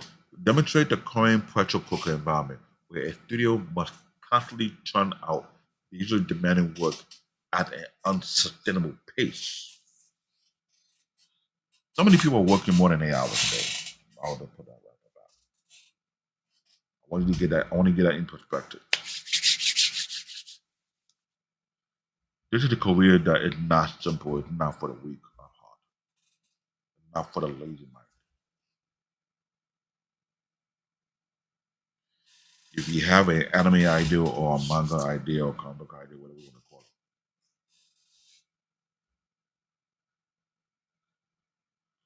it, you're able to push out your work.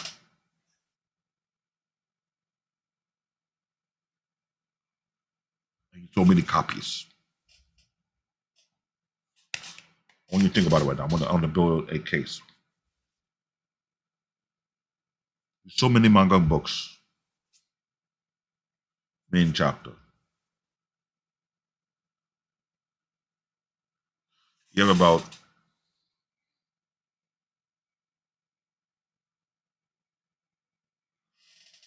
between 60 and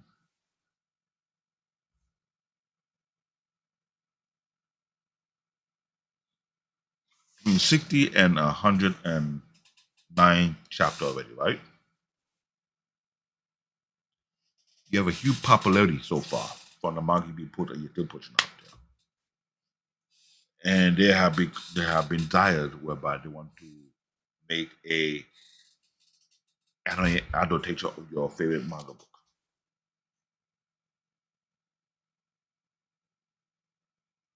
So tell me how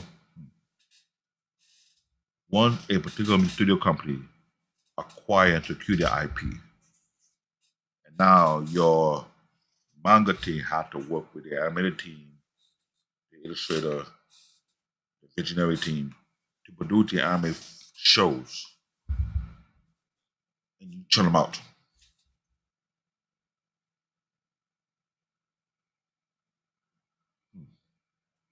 Then I'm trying to think exactly what was just Kyoto Yama and all the other.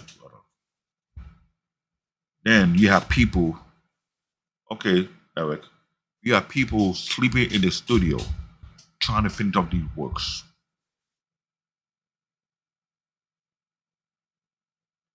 I want you to picture because you're working for some of the big name studio production companies.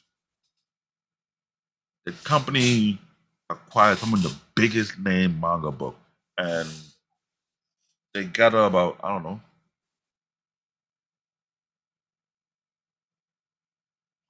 40, 50 of you guys. Your job to work on this particular project. So you go do the anime adaptation of the particular manga, working on the multiple scenes. Done with one episode. It's slotted for to come out next week on the air. Work on the next one, work on the next one, work on the next one.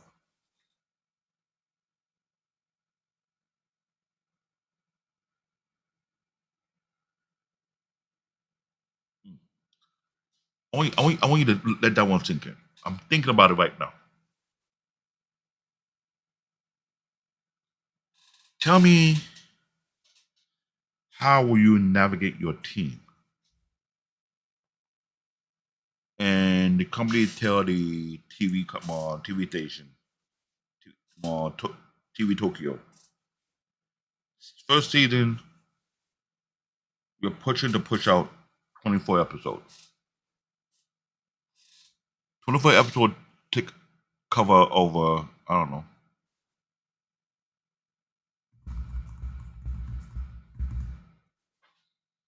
maybe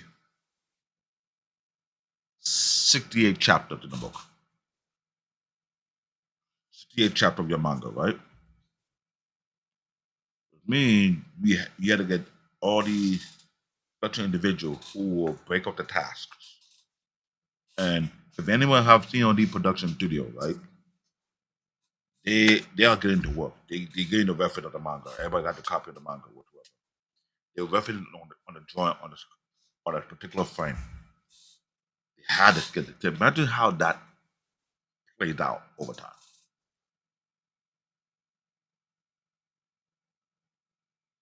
And the season this particular franchise will air out, it could be, I don't know, it could be next year, which give you time to be after you get the work done. Or if the company is constantly chewing out animes, constantly spinning out anime, constantly pushing out anime, right? Like One Piece. I'll use One Piece because One Piece have been churning out animes. So imagine the type of team you have working on that project. I remember a few times when they had the team for the DB, for the Dragon Ball franchise, take a break from the project to come and join the One Piece team to kind of help them catch up with their schedule.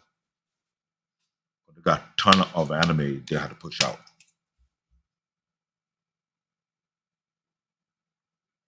So imagine how many hours, 9 hours, 10 hours, 11 hours, 12 hours in a studio for months on hand.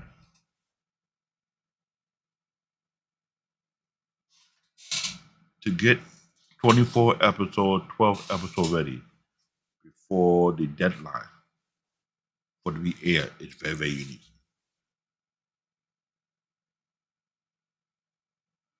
And that's something I'm looking at right now.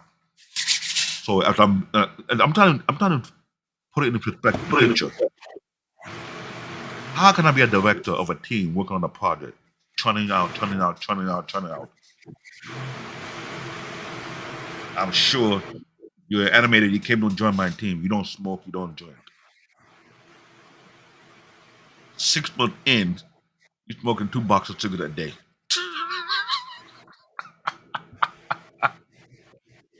Because of the amount of workload. They're all part of a huge project. The stress is kicking in. You don't go home. I'm sure you have seen it. Your coworker got an airbed under his desk. There's no point in going home. You got so much work to get done. You got close out at 9 o'clock. You go to the nearby bar. You get something to drink. You come back and sleep on your airbed right next to your desk. Do not go home. You hear what I said. Wake up in the morning, early in the morning, on your list of work you have to, of frame you got to work on. Think about it. That's studio burnout right there. Some people sleep in the studio. They got an airbed or a sleeping bed. They bought a toothbrush, a toothpaste, a little washcloth for their face because to churn out 24 episodes, 32 episodes, 50 episodes, and the amount of artwork on it is ridiculous. So imagine that. Studio Burnout, MAPPA example. Studio like MAPPA was taking on multiple massive flagship at the same time. Like Jujutsu Kaisen, Attack on Titan, Final Season, and Chainsaw Man. You got to get that work done.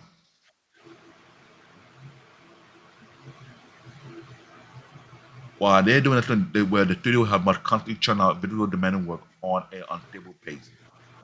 This is why we have Akira Toriyama have bad health. The creator of Berserk went through the same way. One Piece creator got sick at one point, then he recovered. So imagine that workload. It's crazy. Everybody's doing it.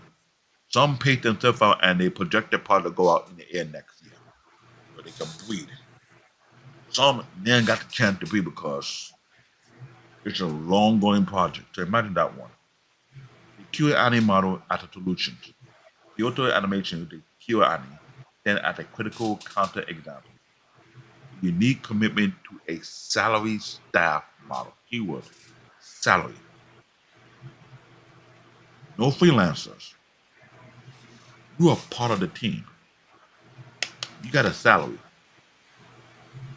In-house training and better work conditions allow them to maintain a consistent style and superior technical quality, suggesting that sustainable labor practices are key to consistent excellence. Meaning, you're not going to be working you to the ground. Which means, working on this project, you got a year and a half to get it done before it go on air. You pace your time. You finish the project maybe, I don't know, 4 months early before the deadline. The editor check all the episodes, make sure all the framework, everything's done. If you are good, you got the green light. They submit that the production to the studio to have it scheduled at a date it's later on. You take a break, take a vacation, you're able to chill. Go swimming, you want to go bike riding, whatever, you relax. Compared to other studio, across the street, they like at the bar, getting some udon, some noodles, drinking, go back to their desk, sleep right there and there, wake up early, continue on their work. That's the difference. Crazy. Global simulcasting. The streaming had standardized the worldwide release of anime simultaneously with Japanese broadcasts. In other words, TV Tokyo will be the first to air the broadcast before it goes to all the streaming service. It's a sequel to that, making it a hit show like those from UFO Table Demon Slayer into an instant global cultural phenomenon. Very critical.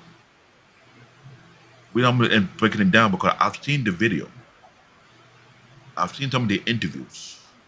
I've seen some of the work they had to put. No, the studio is big, don't get me wrong. But what you're not gonna notice if you're paying attention, look under their desks. Some people have their sleeping bag under their desk. Some people have their airbed under the desk. Doing the amount of work.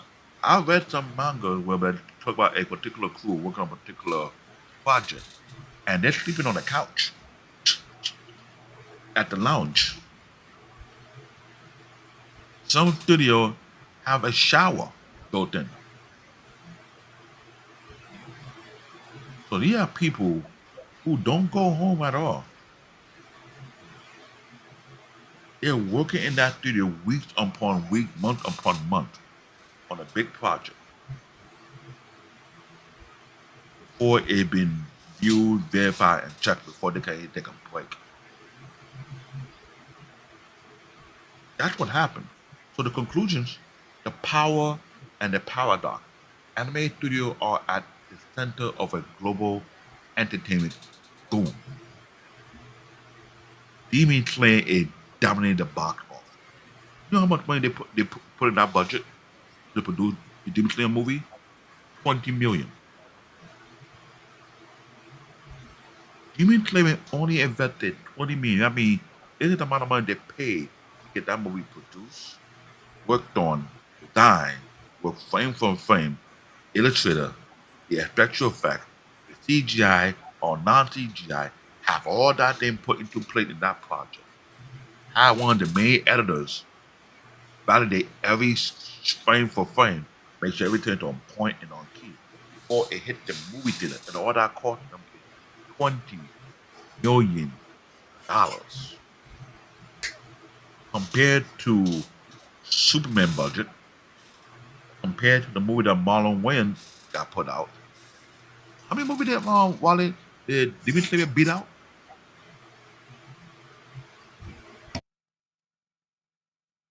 We can't hear Wally right now. Okay, wrong Putting Bush. If I'm not mistaken, they beat out 3 movies. We movie. But I mean, I'm not surprised. I mean, you gotta remember though, beating out 3 movies that are actually with actual people that are acting the role versus an actual animation role. There's 2 different things. Yeah, you're right. But how much the budget is depending on those type of project. You're right, and there's a reason why. You got an animation, and then you got actual people. True. I'll give you that one. I'll leave that one. You do got a point in that. But they're making a huge killing back. Not every time we see an anime make this kind of money. But the fact that it is a huge global phenomenon, it put out a level of pressure on the animator. No, I mean that just goes to show you that's how popular the anime is getting. Yeah. If anime is beating out actual, real, live, actional projects, I mean, you got to start asking yourself to this day. Okay, you beat out Fantastic Four, you beat out him, and then you beat out Superman. Why did you beat out those 3 competitors? Well, what was wrong with Superman that you beat out, that was able to beat out? Okay, let's question those things. Because there's a lot of things with that. A lot of people amongst the fan base, especially if you're a diehard and you're critical because it didn't fit the comics, you already throw Superman under the bus. Fantastic Four, same thing. You threw that under the bus too. And then him, pick and choose. You know, you can pick and choose. Because him, if you've seen him, you probably liked it. I haven't seen it, so I can't criticize. But if you like what the idea, the backdrops, and the meaning of the movie, yeah. Now, depending on how that all rolled out to you, start to finish, on your flavor taste, again, it's dependable how that goes.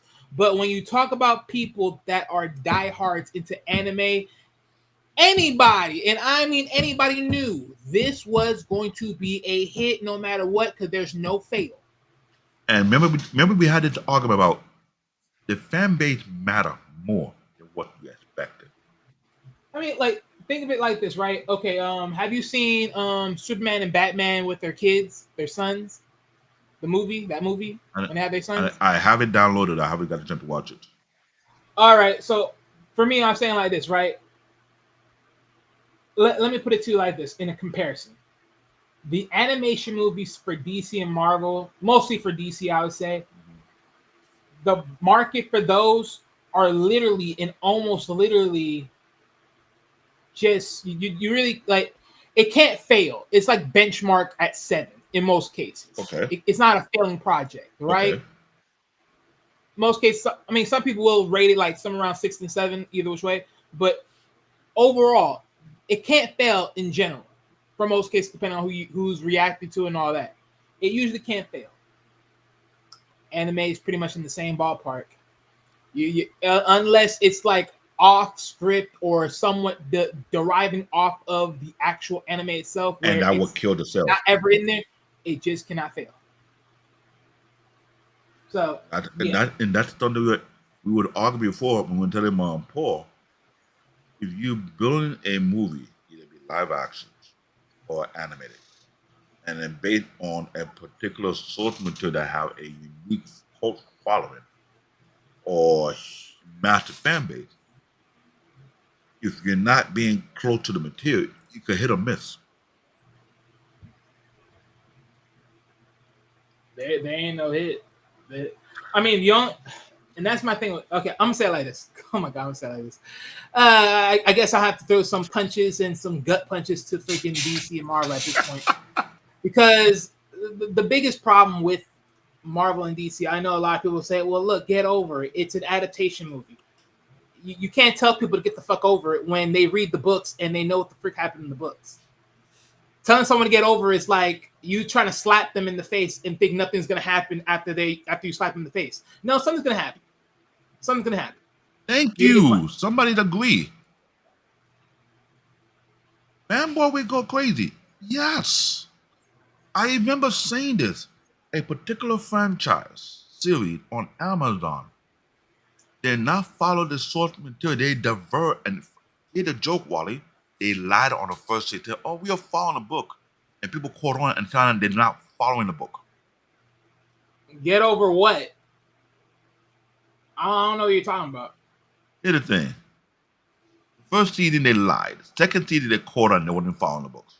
Third season, the fan base say F you. And the viewage dropped dramatically. It started to drop from first season, take a nosedive at the second season, and plunge on the third season. So tell me how you make your money back. If you think you can bullwinkle your fan base. I mean, they have Bullwinkle them. It's just simple. It's called when people buy into it. They go to the movies. Next thing you know, they realize it's trash. They can't get their money back because non-refundable. Game over. Yeah, and some of them don't trying to watch. There's some diehard fan, if they love the movie, they will go back and watch it again, and again, and again. So, for example, Black Panther, the first movie.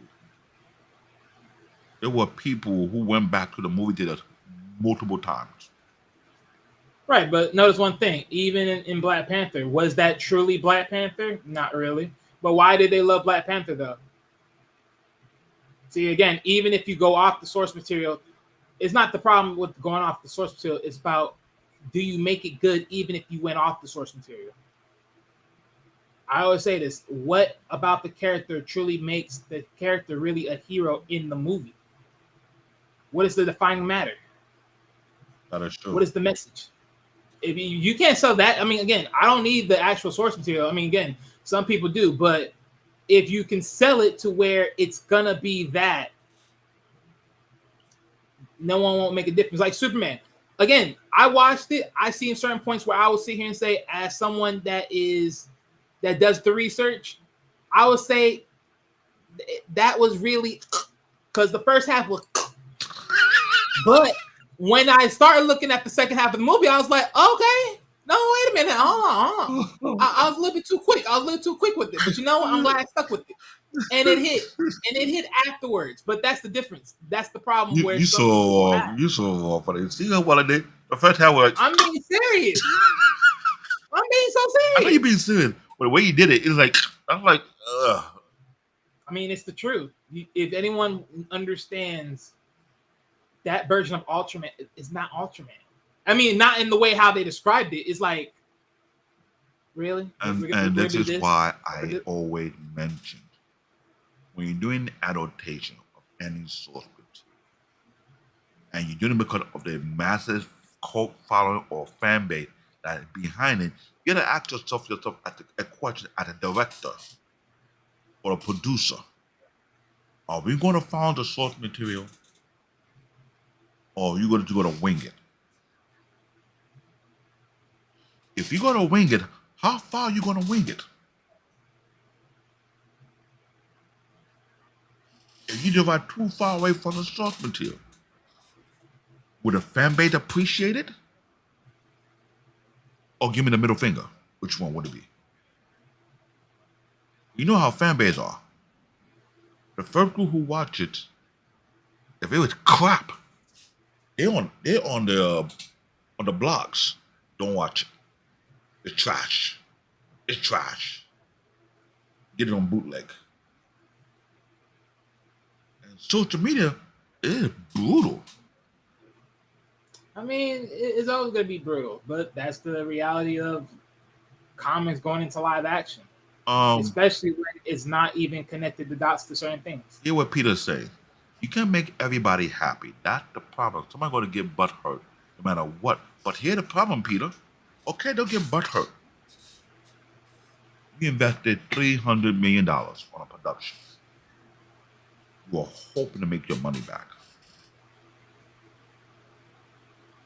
If you devolve from the source material and the first batch of the die-hard fan base found out and noted that you devolved far away from the source material and they notified the hive, what do you think is going to happen at the box office? It's going to tank. But that's this part of the problem. It's just like, I mean, the box office. I mean, let's look at one thing clear. Let's make one thing clear, right? Mm-hmm. The box office part is always going to be the tricky part because, of course, people are always behooved by the trailers, and the trailers, the base how they skip in certain action points, they believe that it's going to be ass or it's going to be decent depending on how you look at it.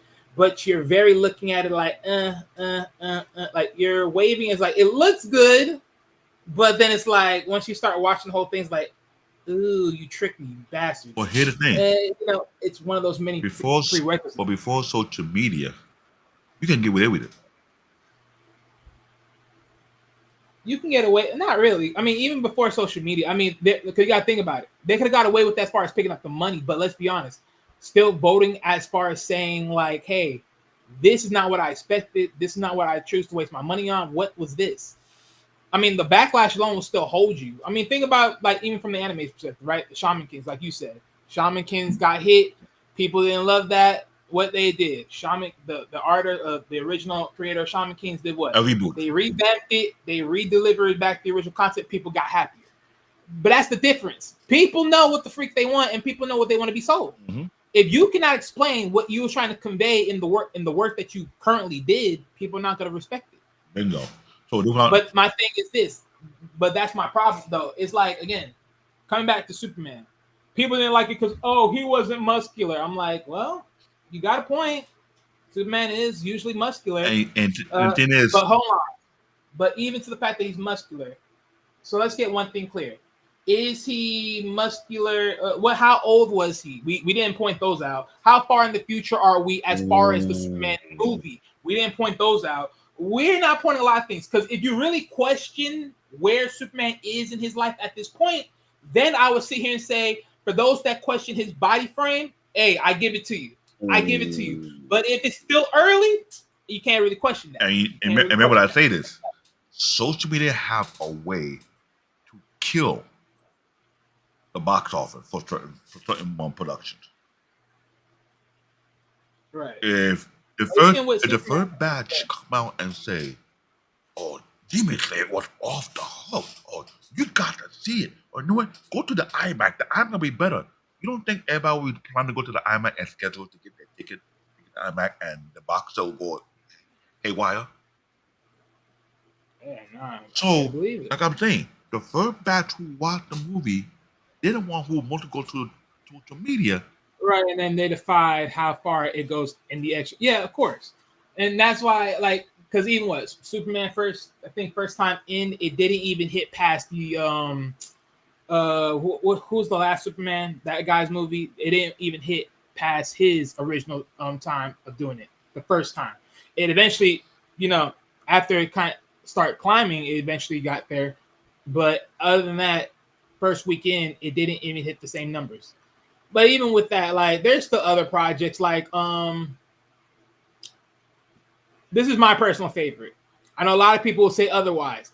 Craven, I believe Craven was better than what people say that it was. I know a lot of people flame Craven at the beginning, but personally, to me, Craven was actually poetry in motion. I love Craven. I would say that technically Craven was technically produced better than what it expected.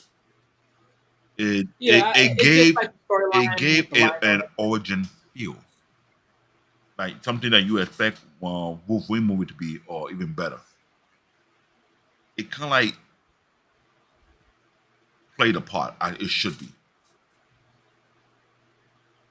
But you know, you have tough critic who is a heavy fan of the Craven franchise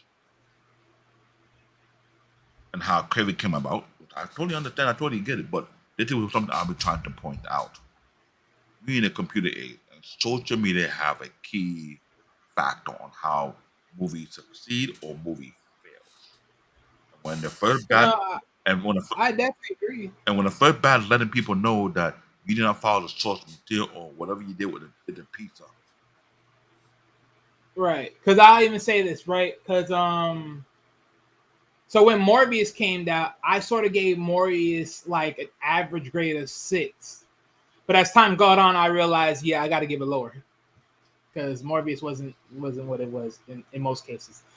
I only gave it a 6 because for what it was, I mean, as close as we get it. But then at the same time, as far as looking at Morbius in the comics and be like in comparison, like, yeah, that really ain't it. That really ain't it. And let's be real, a lot of these new movies that are coming out, these live action movies, in some case it's based on original idea, not from source material. So one can expect anything. But when you do a movie based on a cult following, and you choose nullify their close to source material, then you're taking a very mighty risk. That's the truth. The power. They had unprecedented financial resource and an audience reach that can span the globe. The anime industry have a brutal, I mean brutal fan base. And some of these fan base have big money makers willing to spend money to go and watch it multiple times in the theaters. Because they love it in the theaters. So you cannot deny that. The paradox. This success is built on an underlying production system that is often under resourced and overscheduled, pulling the very talent that drive the global phenomenon at risk, aka Akira Toriyama. Maybe this is why he was beyond burnt out and stressed out. Studio burned out. The amount of work because the few times they took a break, they took the whole entire team and had them join the One Piece team to continue the production. So that could be a case to why a lot of these animators slash manga writers are burning out and then dying from bad health. That could be the case. The future of the anime industry will be defined by its ability and to translate global revenue into sustainable fare and humane working conditions for the animator and staff to create the world's most desired animated content. This is something that you may have to, and I mean it, you may have to give nothing but solid respect. And the reason why I'm saying that, We were talking about in all our past show. We talk about Naruto. We talk about Dragon Ball Z. We talk about Gungrave. We talk about all the other anime that we did reviews on, right? And we wonder why the anime creators are dying out, right? Why are these anime creators having bad health? Why they're not living long and they're dying early? They what age? 40, 50, Some older. some older. Okay. So this might be a eye opener for anybody who into anime, who love anime. If you watch this, if you watch it on Facebook, you watching it on YouTube, watching it on Twitch, you watching it on Kick.com, whatever streaming platform we broadcast, I want you to get a concept onto what it takes to produce all the powerful anime franchise that you love and you go to dig in onto, because this is not no simple Walt Disney. No. Walt Disney's not on this level. And now they want to jump into the game. They have their own anime version on Disney Plus. With no one compared to what the big juggernauts are doing right now.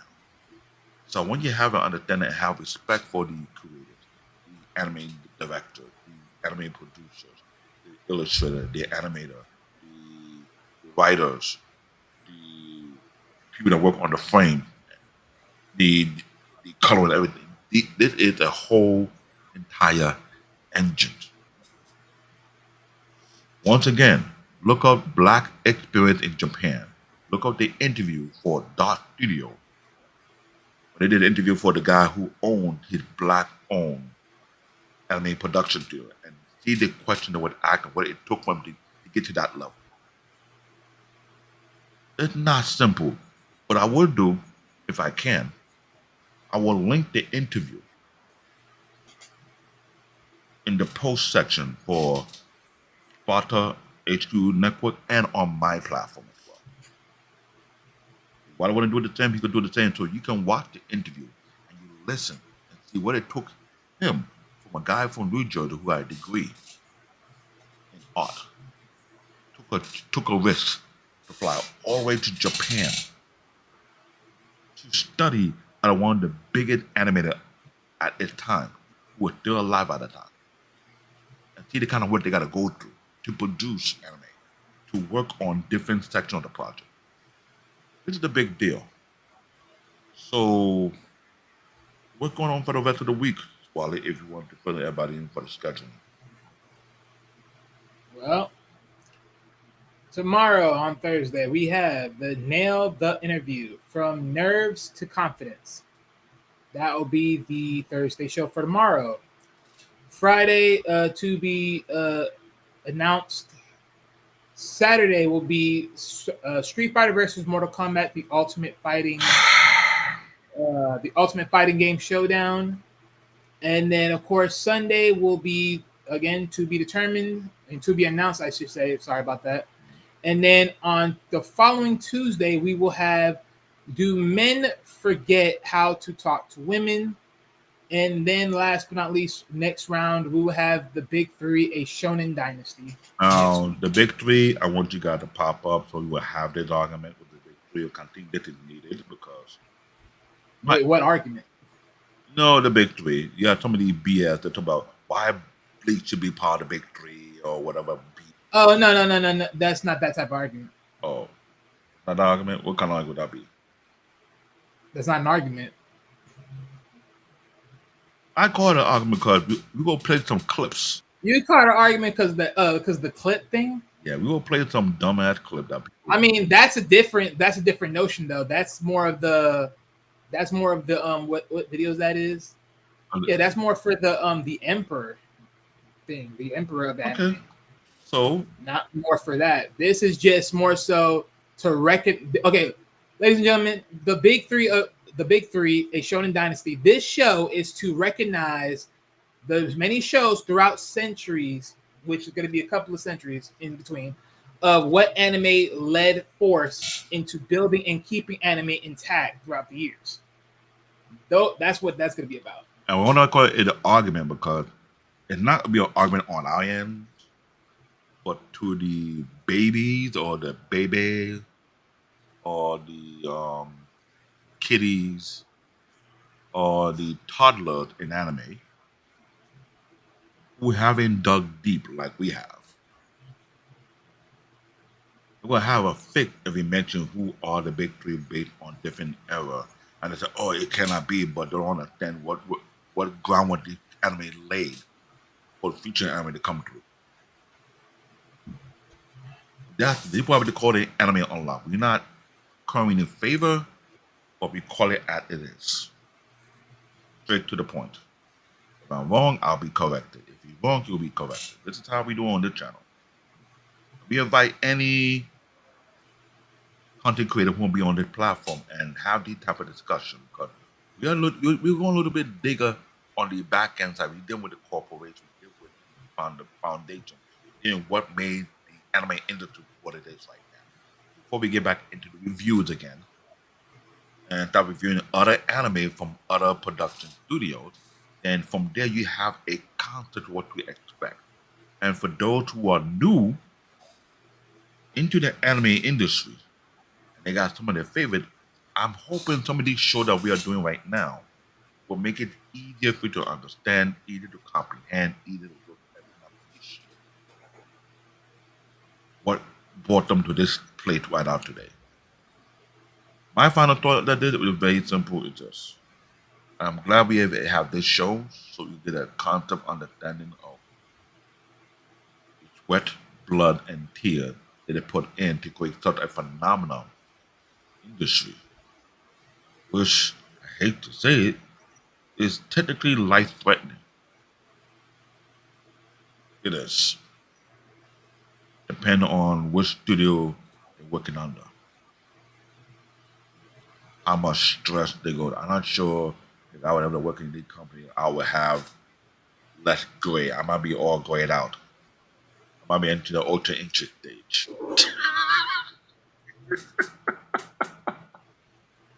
I'm not sure Wally will be big Wally or he would have slimmed down because he would have lost a lot of weight from stress. I could have lost a lot of weight too if I'm in those type of.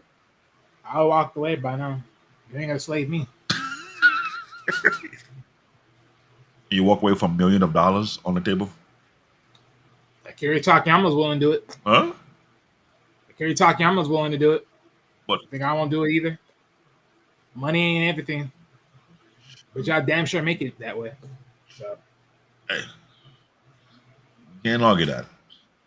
Well, this is what they put themselves through to make a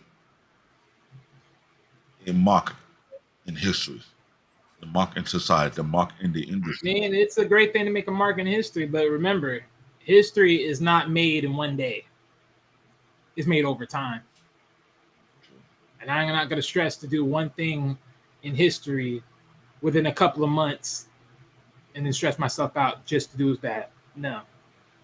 This is an art. An art is not made in a day. Unless you're just that crazy enough to have it that one moment, you just knew what the frick you was going to do that moment. Yeah, but because there's only one panel. This is not a one panel scenario. But they turned into a money making engine right now. You can see how they're popping out powerful enemy as of lately. I don't know, yeah. Everyone's having a great crazy idea. That's for sure. Can't knock it. Now, here's why I say certain people will get the heat. Crunchyroll, I saw you on Comic Con on Saturday. I saw your setup. What happened to Kingdom High School? Y'all were heavily invested in that. You only one season of 12 episodes.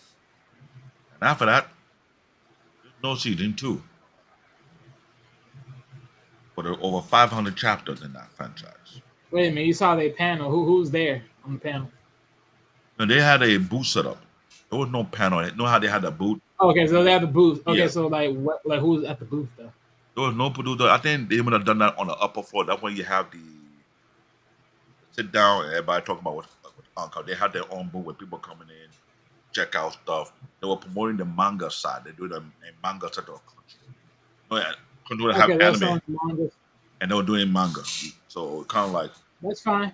everybody coming in to check out and see what is coming to Crunchyroll. But my deal is this: you took one of the best manga out there, the King of High School, one season, 12 episodes.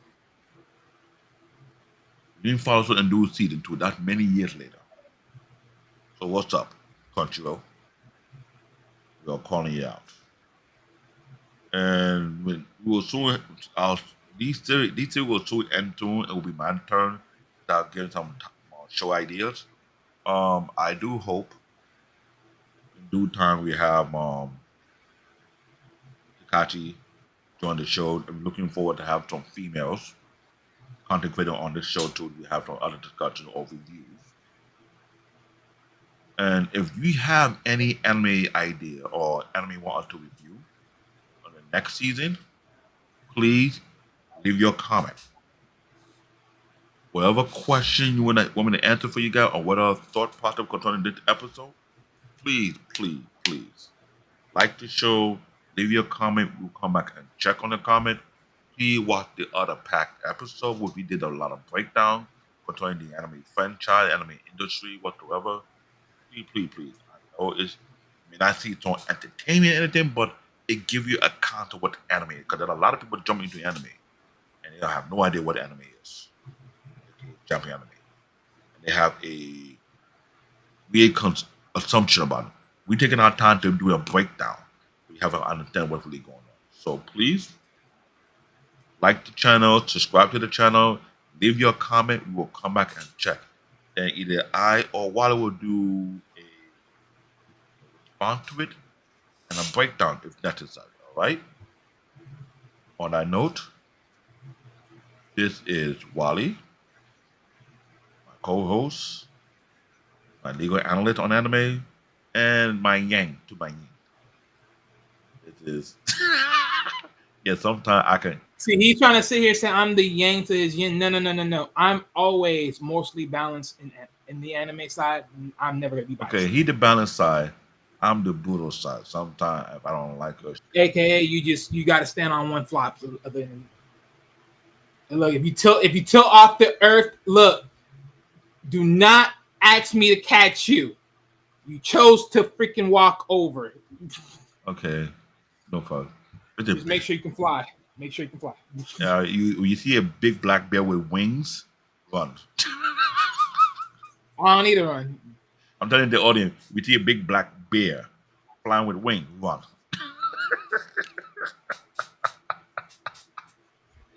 This is CBN Tech Talk, aka Black David, aka Bear Paw. Watching on Facebook, YouTube, Kick, Twitch.com. Please come to the channel. We're on YouTube heavily. We broadcast on multiple platforms. We may get to more platforms hopefully in the future. Like and subscribe our channel. Leave your comment. And we'll check back on you. On that note, good night. Be safe. We'll see you next week on another episode of Anime Unlock. Later.